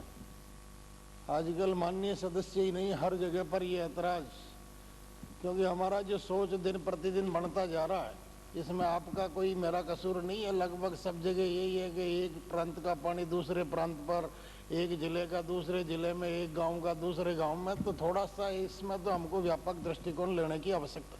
मेरी पूरी तो सुन लीजिए आप। जहाँ तक माही का पानी का सवाल है माननीय अध्यक्ष महोदय, अभी तक हम बहुत कम पानी रोक पाए हैं और जो भी पानी हमने रोका है उसमें लगभग 80,000 हेक्टेयर के अंदर तो आपके एरिया को हमने लिया। सागवाड़ा कैनाल जो 21,000 हेक्टेयर को सिंचाई सुविधा उदयपुर और आपके इस बांसवाड़ा जिले के अंदर सिंचाई करेगी। इसके अलावा माननीय सदस्य जो पीछे खड़े थे उनके एरिया का खमेरा और पीपल खूंट उसमें आ जाएगा। जब नर्मदा बना था तब हमारे समझौता हुआ था गुजरात के कि भाई नर्मदा के पानी से जो माही से पानी से इरीगेट गुजरात की ज़मीन हो रही है वो उससे होने लग जाएगी। उसके बाद में उस पानी के ऊपर भी हमारा अधिकार है। तो ये सरप्लस वाटर भी हम लेंगे और इसके बारे में हमने कार्रवाई चालू कर दी है।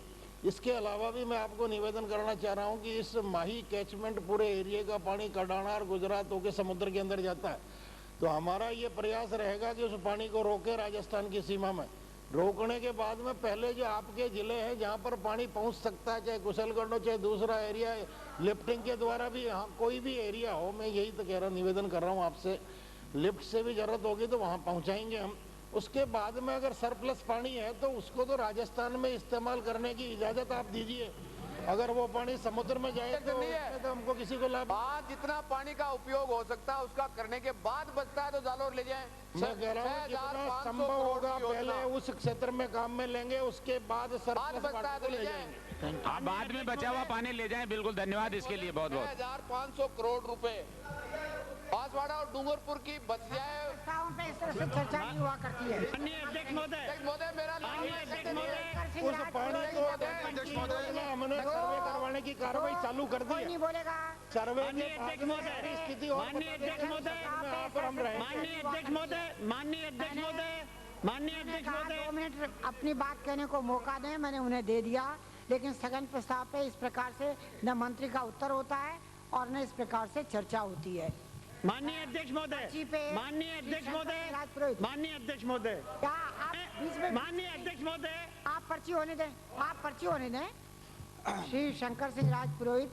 माननीय अध्यक्ष महोदय, देखिए आपको 3 मिनट में अपनी बात कहनी है। 2 मिनट सब अड्डर्मी कहने लग जाएंगे इस तरह से तो काम 2 मिनट में करता हूँ आपसे, आपका आदेश।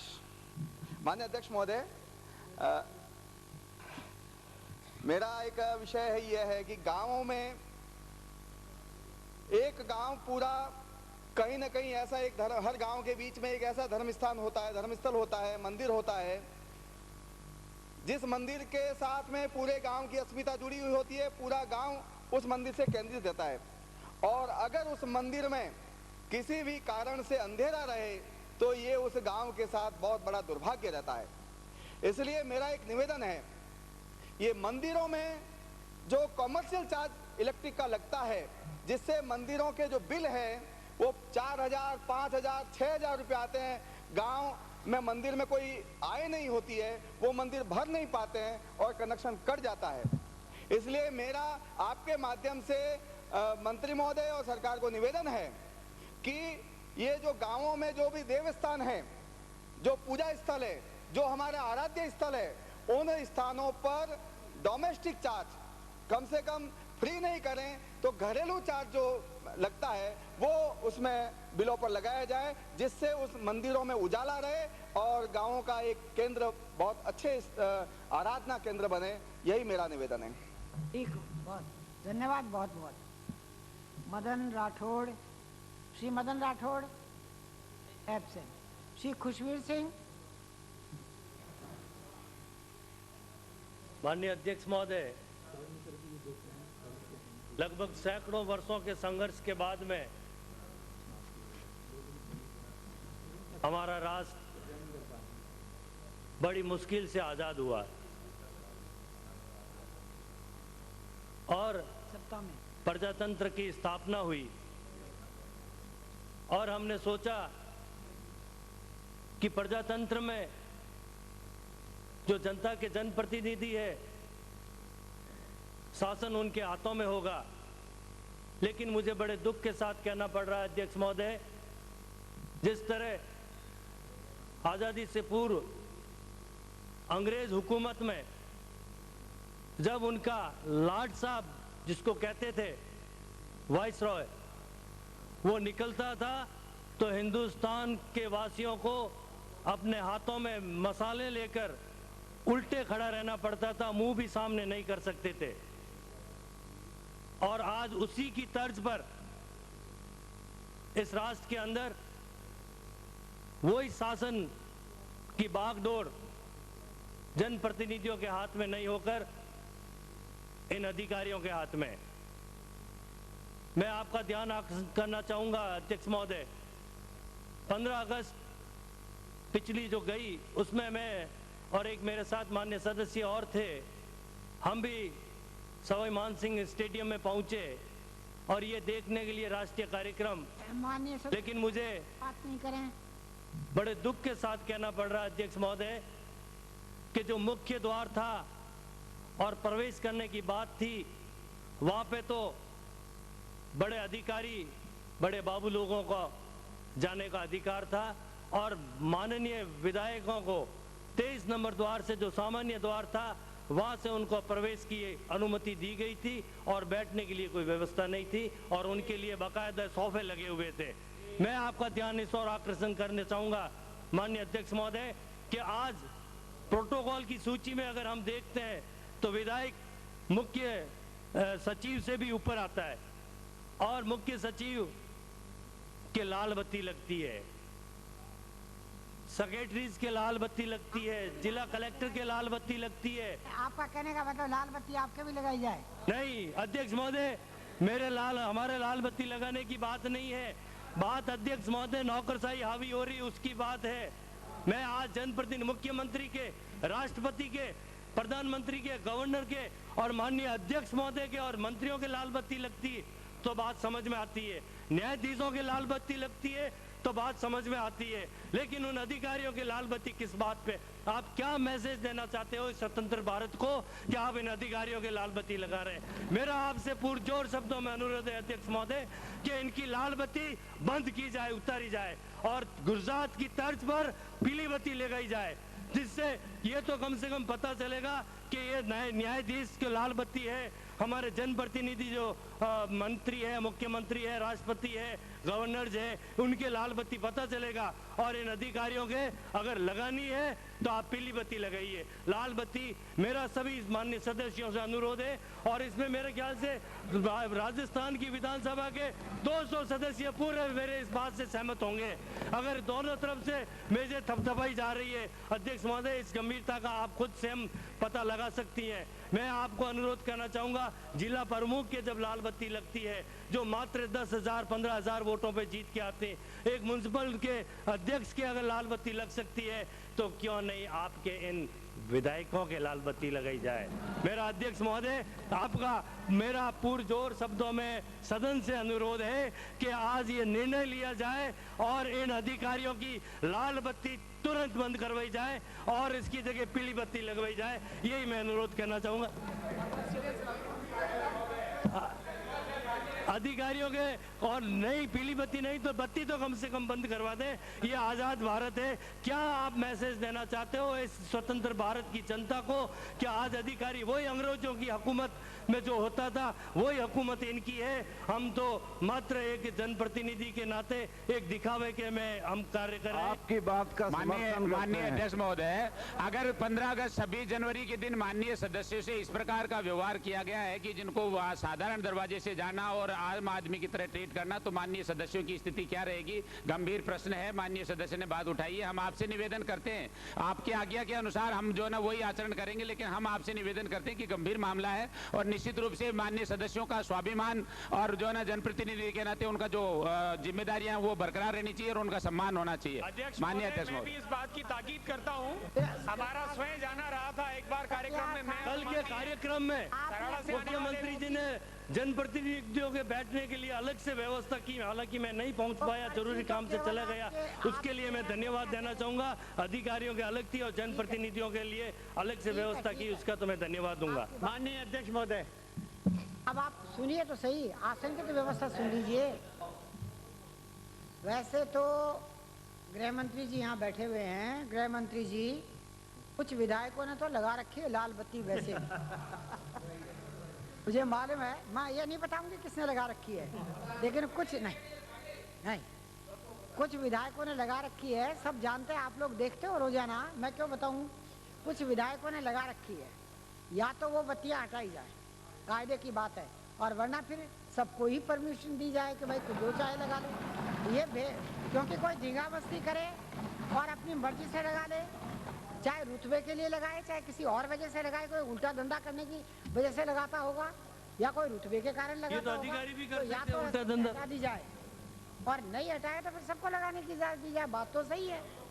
तो माननीय अध्यक्ष महोदय, ये तो दूसरे भी कर सकते हैं। ये आजकल हाईवे पे हमें जाने के लिए बहुत तकलीफ होती है, ट्रैफिक इतना रहता है कि वहाँ पे अधिकारी जो प्रोटोकॉल में ऊपर है, प्रोटोकॉल में उनकी तो लाल बत्ती चलो, हमारे तो मत लगाओ के मुताबिक। हरियाणा प्रदेश पास तो गाड़ियां अध्यक्ष महोदय, हरियाणा प्रदेश में विधायकों को भी लाल बत्ती लगाने की अनुमति है हरियाणा प्रदेश में। ये लाल बत्ती अहंकार की प्रतीक है, तो इसलिए राजस्थान में भी के प्रथम सेवक है। अगर किसी ने लगा रखी है तो खुद के पैसे की लगा रखी है, कोई विधायकों को नहीं दी जानी चाहिए। अध्यक्ष महोदय, लाल बत्ती लगे या हरी लगे या कैसी लगे, जो नियमों में प्रावधान है उसी के अनुसार लगनी चाहिए। कुछ लोग इसका दुरुपयोग जरूर कर रहे हैं। एक तो ये हो सकता है कि इसका टोटल दुरुपयोग बंद कर दिया जाए, चाहे आप हो चाहे कोई भी हो, एक रास्ता तो ये है। और दूसरा, यदि अपन चाहते हैं कि जनप्रतिनिधि, तो अब जनप्रतिनिधि की अगर लिस्ट आप शुरू करेंगे तो मैं सोचता हूँ कि उसकी सीमाएं बांधना इतना आसान नहीं होगा। आज अगर हम करेंगे, कल जिला प्रमुख मांगेगा, प्रधान मांगेगा, मांगेगा। एक तो है ऑलरेडी, हमारे तो मन लगाओ, लेकिन जो हमारे जो प्रोटोकॉल में नीचे है उनकी तो उतार दो। मेरा नाम निकल गया होगा जिला प्रमुख का मतलब, मैं प्रधान भी है, नगर पालिका का चेयरमैन भी है, बाकी फिर पार्षद है, कल सरपंच मांगेगा, कल और मांगेगा, जनप्रतिनिधि तो सारे ही हैं। इसलिए फिर भी इस विषय को गंभीरता से हम बैठ के विचार करेंगे कि हम इसमें क्या कर सकते हैं और किस तरह से कर सकते हैं। जो भी हमको बैठने के बाद लगेगा कि ये इस तरह से किया जा सकता है, वो हम जरूर करें। और अगर वो नहीं किया तो कम से कम आपकी इस बात से तो मैं सहमत हूँ, जिसको आज की तारीख में जिस प्रकार की बत्ती लगाने का अधिकार है उसका दुरुपयोग वो न करे, चाहे आप हो चाहे मैं हूँ चाहे कोई भी हो, दोनों में से कोई एक रास्ता जरूर तय होगा। अध्यक्ष महोदय, अध्यक्ष महोदय, अध्यक्ष महोदय, एक मिनट, अध्यक्ष महोदय, अध्यक्ष महोदय, मैं इसमें एक सुझाव, नाम गिनवाए हैं अध्यक्ष महोदय, गृह मंत्री जी ने जितने नाम गिनवाए हैं उनके सबके उल्टा लाल बत्ती लगती है अध्यक्ष महोदय, चाहे वो जिला प्रमुख हो, चाहे प्रधान हो, चाहे नगर परिषद के चेयरमैन हो, वो पहले से लगाई रखी है उन्होंने। तो इसलिए अध्यक्ष महोदय निवेदन है कि विधायकों को ही रख रखा है इन्होंने। तो अध्यक्ष महोदय, ये इस कानून में विसंगति है, मैं आपका ध्यान दिलाना चाहूंगा। एक प्रोटोकॉल बुक बनी हुई है और प्रोटोकॉल बुक में कौन ऊपर रहेगा कौन नीचे रहेगा एक कानून बना हुआ है, जो मेजर बेस उसको माना जाता है प्रोटोकॉल को। और एक उस प्रोटोकॉल बुक को छोड़ करके एक नए नियम बना दिए गए जिसमें कौन बत्ती लगाएगा कौन नहीं लगाएगा। इस लाल बत्ती लगाने का पर्पज अध्यक्ष महोदय ये है कि जब हाईवे हमारे यहाँ भी विदेशों की तरह हाईवेज और सड़कों का निर्माण ये नहीं हुआ, ट्रक बहुत ज्यादा चलते हैं, जनप्रतिनिधियों को दौरे करने के लिए एक स्थान से लंबी दूरी तय करनी पड़ती है, कई दिन में कई बार रात में। तो इसलिए उनको न ट्रक साइड देते हैं, कई बार बस साइड नहीं देती, कई बार फंस जाते हैं ट्रैफिक में। इसलिए मैं और कई लोगों के साथ जो दुर्घटनाएं होती है हमारे सदस्यों के साथ, चाहे एमपी है चाहे एमएलए है, मैं आपसे अनुरोध करना चाहूंगा कि जैसे माननीय गृह मंत्री जी ने कहा, आज चेयरमैन म्युनिसिपैलिटी का चेयरमैन उसको जरूरत ही नहीं है क्योंकि शहर के अंदर घूमेगा। अध्यक्ष महोदय, एक पंचायत समिति एक उसको दे रखा है, मैं यही तो कह रहा हूँ, उसको दे रखा है। श्रेष्ठ विधायक को आपकी पर्ची नहीं है, आपने अपनी बात नहीं, मैं तो एक विषय बहुत गंभीर आ गया, तो मैंने कानूनन बात आपको कही है कि विसंगति, कानून में विसंगति है, इस कानून की विसंगति को आप दूर करिए। अधिकारी छोटे छोटे अधिकारी बत्तियां लगा के घूम रहे हैं और आप क्या लोकतंत्र के अंदर पुराने जो नियम बने हैं उनमें परिवर्तन करिए, मैं आपसे अनुरोध करना चाहता हूँ। धन्यवाद। मेरा इससे हटकर के एक थोड़ा सा निवेदन, इससे हटकर ये है, माननीय सदस्यों की इज्जत का सवाल है। कोई चर्चा नहीं होगी। माननीय अध्यक्ष महोदय, इस विषय पे चर्चा बंद, इस विषय पे चर्चा बंद। माननीय अध्यक्ष महोदय, पर्ची श्री मदन राठौड़ की आई थी, मैंने जब नाम पुकारा जब आप थे नहीं। मैं माफी चाहूँ, मैं गया था, मैंने your opportunity, you have miss your opportunity. खैर फिर भी आप 2 मिनट में बोलेंगे अपनी बात, 2 मिनट से तीसरा मिनट नहीं, 56 पे खत्म बात हो जाएगी आपकी, 12:56 पे। बहुत बहुत धन्यवाद अध्यक्ष महोदय। अध्यक्ष महोदय आपकी इजाजत तो 1 मिनट की, मैं केवल आधी मिनट लूंगा। मैं ये निवेदन करना चाह रहा हूं कि माननीय सदस्यों के साथ जिस प्रकार का बिहेवियर ब्यूरोक्रेसी करती है ये उनके सम्मान के लिए ठीक नहीं है, और हर जगह देखने का ऐसा मौका मिलता है। एक तरफ आप प्रोटोकॉल में सबसे ऊपर बताते हैं, दूसरी तरफ यही ब्यूरोक्रेसी हमारे माननीय सदस्यों के साथ ऐसा व्यवहार करती है। मैं आपसे आसन से ये निवेदन करना चाहता हूँ कि सरकार को इस प्रकार के निर्देश दें कि माननीय विधायकों के, माननीय जो है ना सांसदों के सम्मान में कोई किसी प्रकार की। अब आपने शुरू ही कर दिया।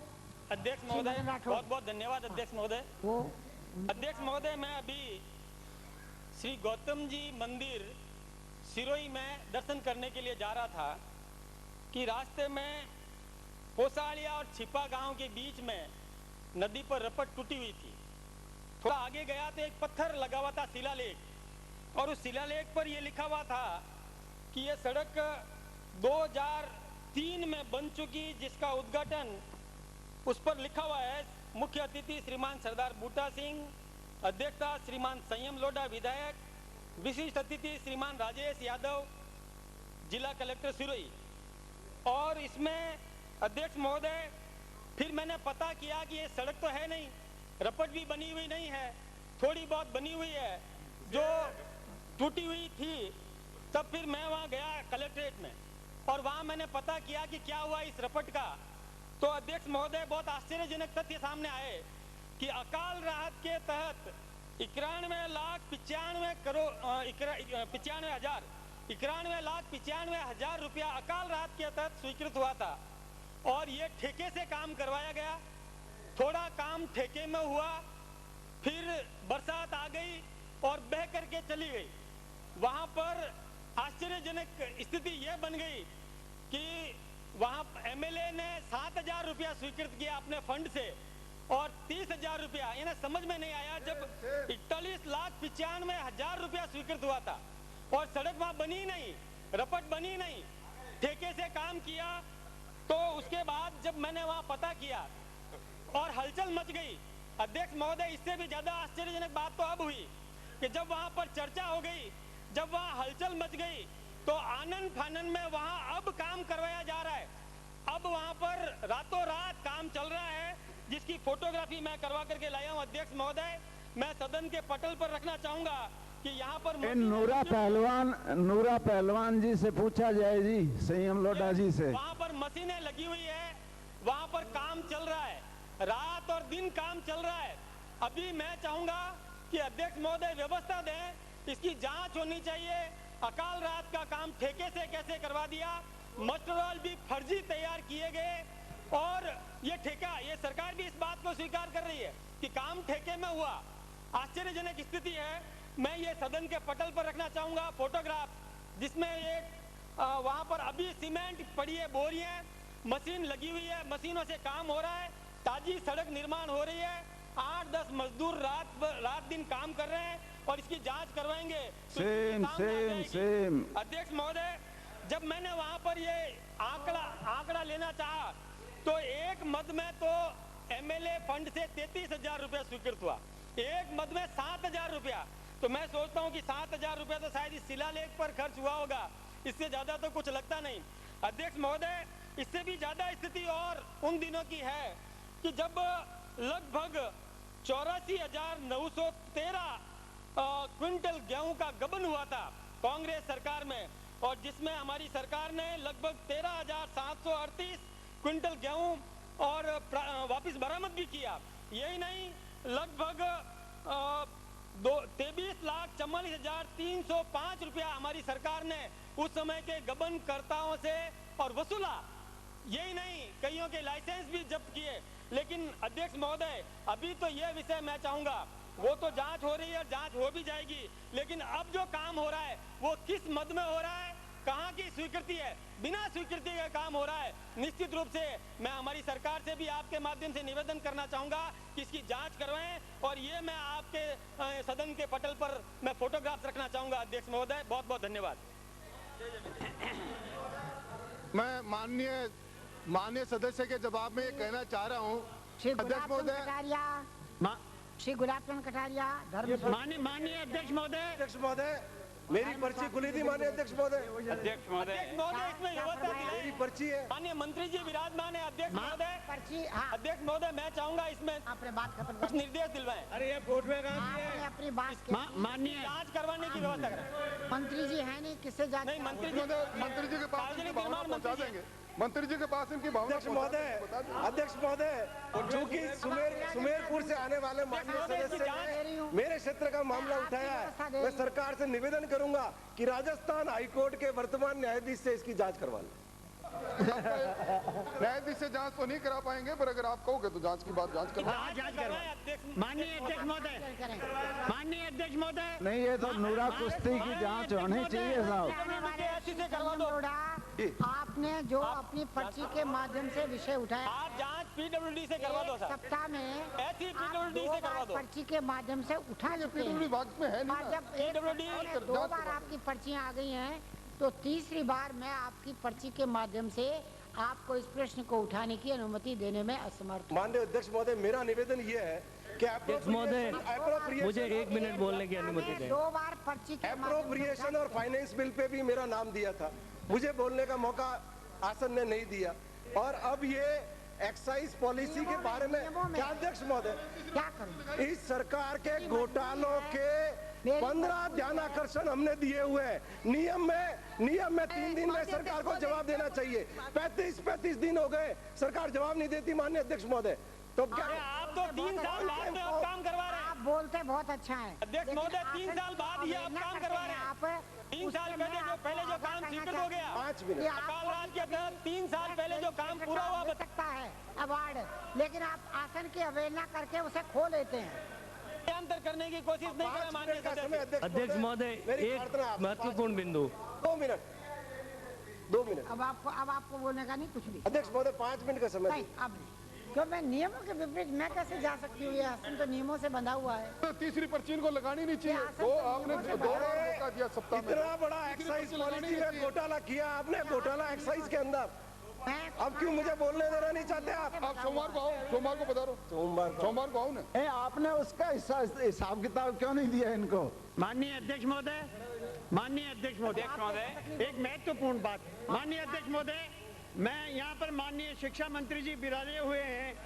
राजस्थान का शिक्षा विभाग किस प्रकार की शिक्षा दे रहा है, एक पुस्तक है कक्षा 9 के लिए, जो माध्यमिक शिक्षा बोर्ड राजस्थान अजमेर द्वारा भारतीय भाग नंबर 1 गद्य पद्य संग्रह पढ़ाई जाती है।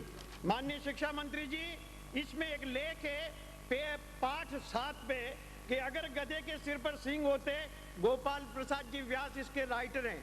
और इसमें जो आगे जो लिखा हुआ है, जो बच्चों को शिक्षा दी जा रही है, वो मैं आपके सामने पढ़ करके सुनाता हूँ। और उसमें ये लिखा है कि हमारे यहाँ पशुओं में गाय को बड़ा मान दिया गया है। हम हिंदू उसकी माँ की तरह पूजा करते हैं, पर ये कैसी माता है जो बिना चारे पानी के दूध नहीं देती? गाय मरने पर वेतरणी पार कराती होगी। हमारे सहज सिद्ध गर्दभ राज तो अपने आश्रय दाता को लादी सहित इस जीवन में वेतरणी पार कराते रहते हैं। अब महत्वपूर्ण इसके बाद दूसरा, भारतीय नेताओं की तरह गधे की खाल बहुत मोटी होती है। कोई कुछ कह दे, कोई कुछ लगा दे, मगर ये एकदम निश्चल और निर्विकार नेता तो मौके बेमौके रैंक कर मुसीबत खड़ी कर देता है। लेकिन हमारे गधे देवता तो ऐसी खराब आदत नहीं, वो कभी भी बेमौके भाषण नहीं देते। नेता तो जिम्मेदारी की कुर्सी पाकर, यानी उनके शब्दों में क्यों दे रहे हो आप? बेमौके क्यों दे रहे हो भाषण? यानी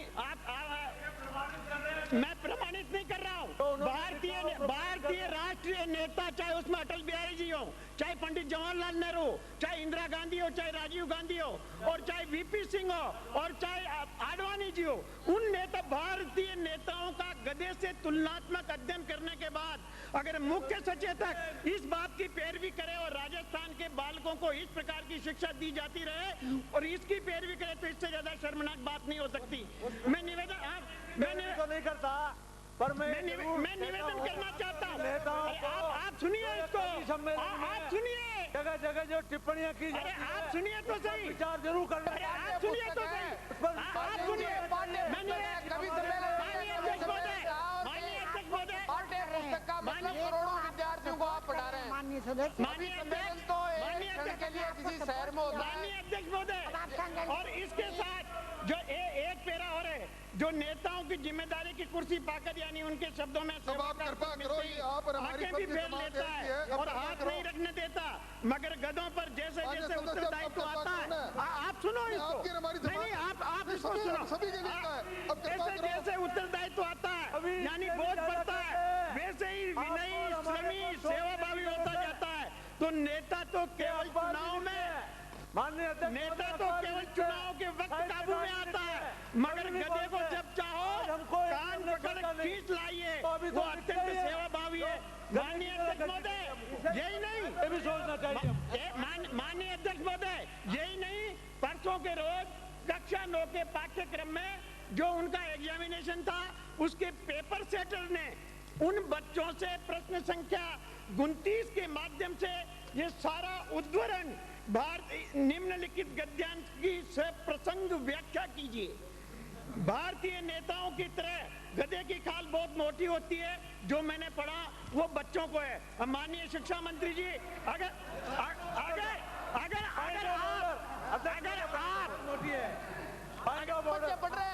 मंत्री जी से कहो, अगर आप माननीय शिक्षा मंत्री जी यहाँ बैठे हैं, अगर आप भारतीय नेताओं की जिन्होंने आजादी दिलाई, इस देश को मार्गदर्शन किया, इस देश को रास्ता दिखाया, इस देश को मंजिल पर पहुंचाया, उनकी तुलना गधे से करने की बात बच्चों को पढ़ाना चाहते हैं, तो मैं दावे से कहता हूँ कि आप राजस्थान के बच्चों को गलत शिक्षा दे रहे हैं, दुर्भावना पूर्वक उनको गलत रास्ते में ले जाना चाहते हैं। और उन नेताओं की तुलना करने के बाद माननीय शिक्षा मंत्री जी अगर चुप बैठे रहे तो हमारे लिए इससे शर्म की बात अभी कुछ नहीं हो सकती। मेरा पॉइंट ऑफ ऑर्डर ये है, आप एक मिनट, मेरा पॉइंट ऑफ ऑर्डर ये है माननीय अध्यक्ष महोदय, मुख्य सचेतक ने पॉइंट ऑफ ऑर्डर उठाया, मेरा पॉइंट ऑफ ऑर्डर ये नो बैठिए आप, 0 आवर में अलाउ करेंगे ना पॉइंट ऑफ ऑर्डर, 0 आवर है, आप पॉइंट ऑफ ऑर्डर अलाउ करेंगे। खत्म हो गया।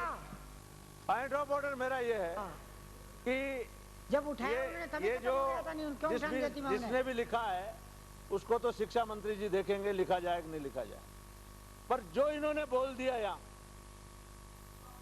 वो तो पूरी प्रोसीडिंग पूरी की पूरी यो की यो आएगी कि भारतीय हमारे नेता, मैंने तो वो बोला है जो बच्चों ने पढ़ाया, गलत क्वेश्चन गलत नहीं है, बच्चों को पढ़ाई जा रही है, बच्चों को पढ़ाई जा रही है, किताब है अध्यक्ष महोदय, अगर इसमें सत्यता है इसकी जांच करवाइए, कार्रवाई कीजिए। खेद व्यक्त करिए, ऐसे पाठ को हटाया जाए, यहाँ पे खेद व्यक्त कीजिए, ऐसे पाठ को हटाया जाए, इस पाठ का समर्थन हम कोई नहीं करते हैं, ऐसे पाठ को हटाया जाए। इस बोर्ड ने शिक्षा के पाठ्यक्रम को ऐसे पाठ पढ़ाने के लिए जिसने भी इसको अप्रूव किया, ऐसे पाठ को हटाया जाए, बच्चों को ऐसा नहीं सिखाया जाए। और उस लेखक के खिलाफ माननीय मंत्री जी आप कार्रवाई करें, माननीय उस लेखक के खिलाफ कार्रवाई की जाए जिसने इस प्रकार की भाषा लिखी है, और ये पाठ्यक्रम जिसने सेलेक्ट किया उसके खिलाफ भी कार्रवाई की जाए। यही नहीं है माननीय अध्यक्ष महोदय, इसी पाठ में ये आदमी 7वीं कक्षा तक पढ़ा है, उसका पास सर्टिफिकेट नहीं है, 9वीं की किताब है, आगे लिखता है कि भारत की पतिवर्तिया स्त्रियों के बारे में जिस तरह का कमेंट किया है खत्म हो गई है। गौ के लिए कहा है जिसको भारतवासी माँ मानते हैं, आप और हम सब मानते हैं कि अमृत देती है, उसके लिए इसी पाठ में लिखा हुआ है। और इस तरह की बात 7वीं पास 9वीं में किसने ये जारी की, किसने जारी की, किसने रिकमेंड किया? आप कृपा करके मुकदमा दर्ज करा करके मान्य शिक्षा इन्होंने जो कहा है बिल्कुल सही बात है, अगर वाक्य में सत्यता है तो इसकी जांच करो और इसके खिलाफ कानूनी कार्रवाई करो। मंत्री जी आप जवाब दीजिए, मंत्री जी आप बोलिए, नेताओं का अपमान, आप बोलिए, इसे अध्यक्ष महोदय इस पे आप मुकदमा दर्ज कराते हो गलत किताब के मामले में, बोलने दो। मंत्री जी बताइए। गौ के लिए कहा है, पतिव्रता स्त्रियों के बारे में भर्त्सना की है, आप कृपा करके इसका मुकदमा दर्ज कराएंगे, इनको सजा देंगे। किसने जारी किए उसके बारे में किसने रिकमेंड किया है? कृपा इस पे अध्यक्ष महोदय प्रिविलेज मोशन लाया जाना चाहिए, उसके खिलाफ कार्रवाई की जानी चाहिए, उसको खड़ा किया जाना चाहिए। सही सर, आप कार्रवाई करिए। इस तरह की कार्रवाई होनी चाहिए। बच्चों को पढ़ा रहे क्या, भारत का भविष्य बना रहे, खड़े होइए और तुरंत इस बात को हटाया जाए। पेज नंबर 79 है। महोदय, पाठ्य पुस्तकों का चयन का एक तरीका बना हुआ है। 4 आदमी कमेटी बनती है। वो I am not going to justify, मैं प्रक्रिया बता रहा हूँ कि मंत्री के पास सारा जानकारी मुझे नहीं रहती, इसलिए कह रहा हूँ। मैं एक समिति बनती है, फिर बोर्ड ऑफ सेकेंडरी एजुकेशन और पाठ्य पुस्तक मंडल अपने आप में विषयों का और पाठ्यक्रम का चयन करते हैं। हमने अब एक कमेटी राज्य स्तर पर भी बना दी है कि उनकी चयन की हुई पुस्तक आने के बाद में उस पर एक एक बारीकी से देख लेते हैं, ताकि किसी को मान हानिकार है, कोई किसी संप्रदाय के खिलाफ या किसी महापुरुष के खिलाफ कोई बात नहीं आए। इसका तय करने के लिए मुझे भी इन्होंने मान्य से ध्यान में लाए हैं। मुझे भी ये पता नहीं है कि पुस्तक कौन सी पुस्तक है, आपने नाम बताया है, मैं उस पुस्तक को मंगा लेता हूँ। 2 प्रकार की पुस्तकें हैं। एक तो जो उस दिन कल्ला साहब बता रहे थे, तो वो आती है ना पासबुक सीरीज वाली, वो है, तो उन पर तो हमारा कोई नियंत्रण नहीं है। अरे सुनो तो सही भाई, आप सुनिए तो सही। अगर ये बोर्ड ऑफ सेकेंडरी एजुकेशन द्वारा पाठ्य पुस्तक मंडल में प्रस्तावित है और पढ़ाई जा रही है, फिर आपने जिस लेखक का नाम लिया है, गोपाल प्रसाद जी व्यास एक बहुत बड़े लेखक व्यंग्यकार, उनका है या कोई दूसरे गोपाल प्रसाद जी व्यास, वो व्यंग्यकार बहुत बड़े, आप भी जानते होंगे।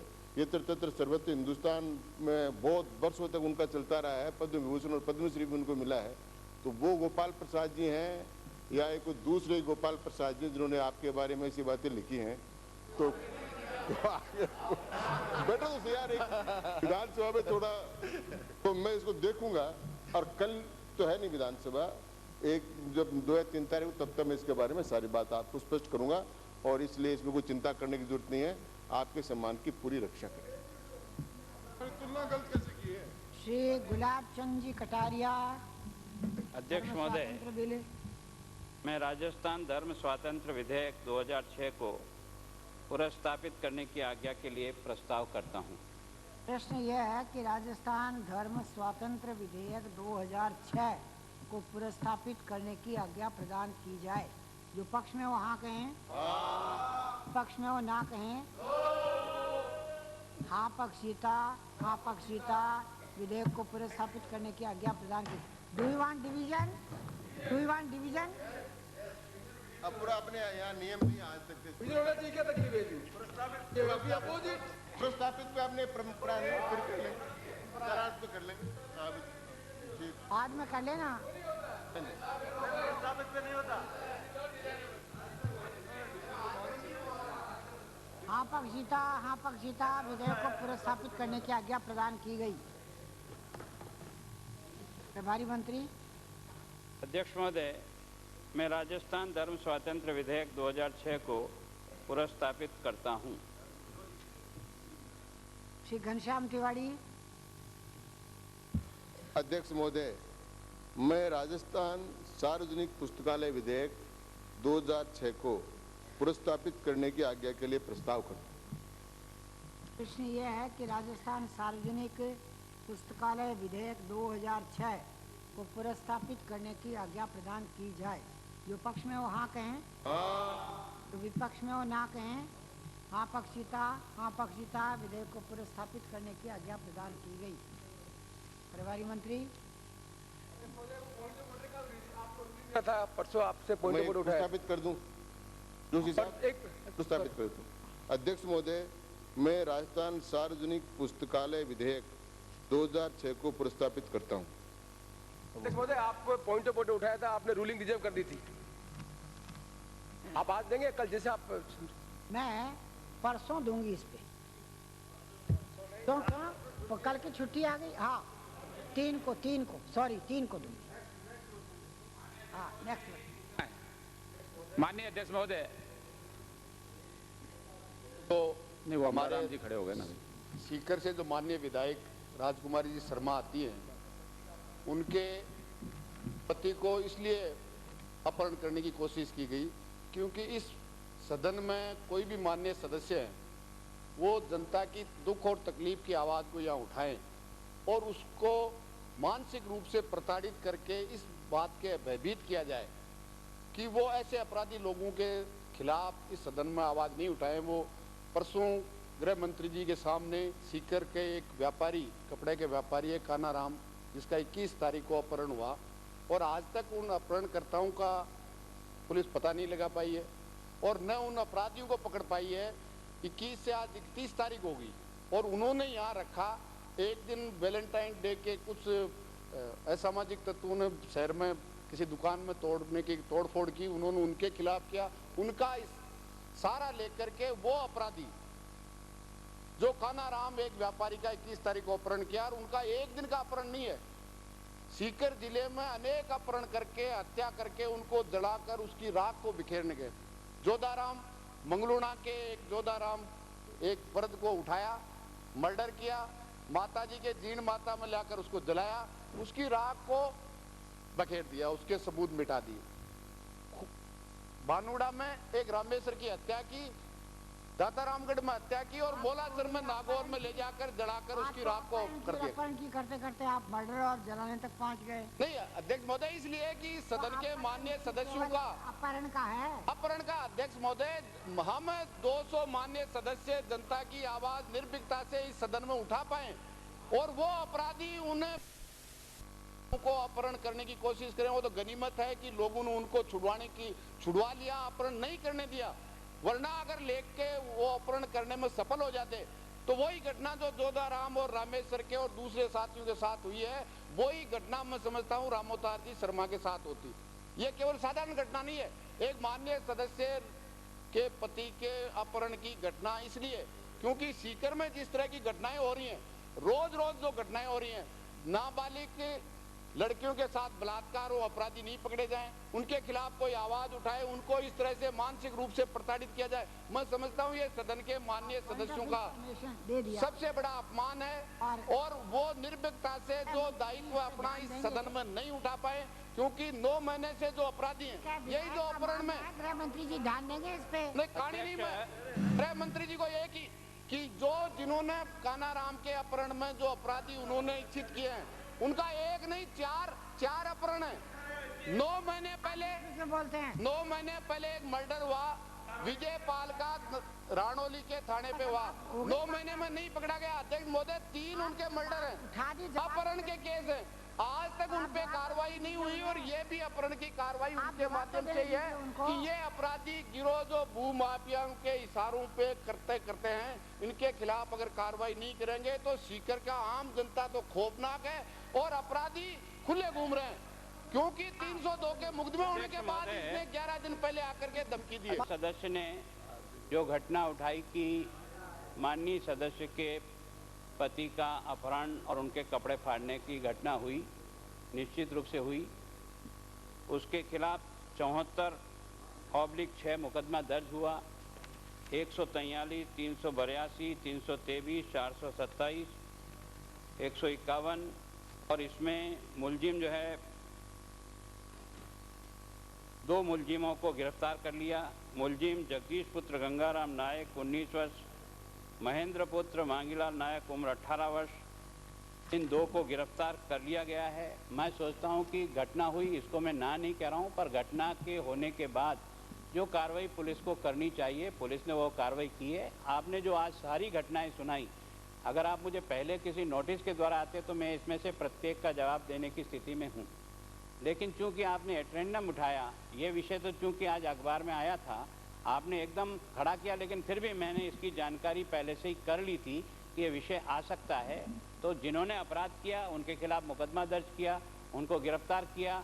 मैं सोचता हूँ इससे अधिक और कोई कार्रवाई हो नहीं सकती और बिना आपके पूर्व सूचना के भी मैं सूचना लेकर के सदन में उपस्थित हुआ हूँ।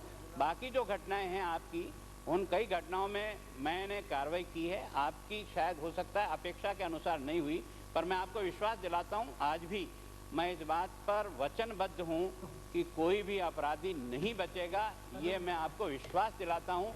कभी कभी किन्हीं कारणों से उसमें जांच में देरी होने का प्रकरण जरूर उसमें चल पड़ता है, लेकिन अपराधी नहीं बचेगा, ये मैं आपको पूरा यकीन दिलवाता हूं।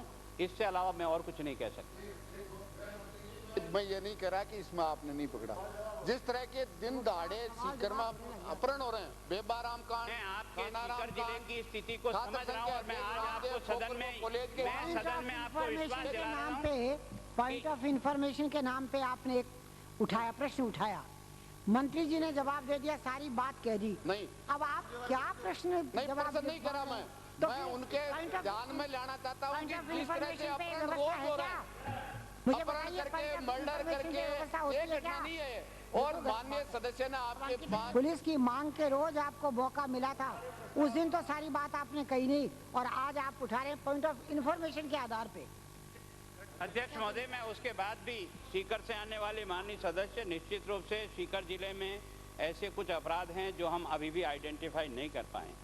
मैं आपके माध्यम से सदन को आश्वस्त कर रहा हूँ, सारे प्रकरण जो भी सीकर में पिछले 1 साल में दर्ज हुए हैं और जो अनट्रेस्ड हैं, उन सब को इकट्ठा करके उसकी मॉनिटरिंग करूंगा और उसमें जिसकी भी दोष होगा, बड़ा से बड़ा अधिकारी भी अगर दोषी होगा तो निश्चित रूप से उसे दंड मिलेगा, इसमें कोई छूट नहीं होगी। आदरणीय अध्यक्ष महोदय, आदरणीय अध्यक्ष महोदय, बोलना नहीं चाहता। मैं तो आपके माध्यम से गृह मंत्री जी से ये निवेदन करना चाहता हूं कि इतने गंभीर मुद्दे और एक विधायक के पति का अपहरण करने की कोशिश करे, मैं आपके माध्यम से ये निवेदन करना चाहता हूं कि अन्य प्रांतों में विधायकों को जो गनमैन दिए हुए हैं, गनमैन उपलब्ध कराओ नहीं आप एमएलए को। गनमैन तो विधायक के साथ रहेगा, पति के साथ थोड़ी रहेगा।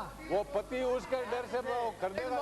विधायक महोदय भी उसी जुलूस में थी, विधायक महोदय भी उसी जुलूस में थी, उनके पति भी उसी जुलूस में थे। विधायक महोदय भी उसी में थी, एमएलए को विधायक महोदय भी उसी जुलूस में थी और पति भी उसी जुलूस में थे। सुरक्षा की दृष्टि से अगर गनमैन दिया जाए तो उसका क्या दुरुपयोग होता है? अध्यक्ष महोदय, पॉइंट ऑफ इन्फॉर्मेशन। अध्यक्ष महोदय, मेरी सूचना मैंने पहले 2 बार, बहुत ही महत्वपूर्ण सूचना अध्यक्ष महोदय, बहुत ही महत्वपूर्ण सूचना है, इन्फॉर्मेशन है अब नहीं, बहुत ही महत्वपूर्ण सूचना है। मेरे पास में सबूत कुछ नहीं, मैं टेबल करना चाहता हूँ सबूत। नहीं, अब सूचना नहीं, आपको कोई सूचना नहीं। अध्यक्ष महोदय, ये पालिका प्रक्रिया के अध्यक्ष महोदय, जो हम अध्यक्ष महोदय चाहते हैं उसको आप टेबल पे रखें। जब आप उनको सबको बोलने का मौका देते हैं, हम पाली जिले का प्रदूषण का मामला है, हजारों काश्तकार खराब हो रहे हैं। आदरणीय अध्यक्ष महोदय, हजारों काश्तकारों का मामला है अध्यक्ष महोदय, और उन संकल्पों पे मैं चर्चा कराना चाहता हूँ। आदरणीय अध्यक्ष महोदय, एक सेकंड। पिछले 2.25 साल से पहला गैर सरकारी दिवस आज है, उस पे कई संकल्प आए हुए हैं। मैं चाहूंगी कि उन संकल्पों पे अब चर्चा प्रारंभ की जाए। अध्यक्ष महोदय, 2 मिनट का संकल्प मिनट तो आप दे दें, ये माननीय सदस्य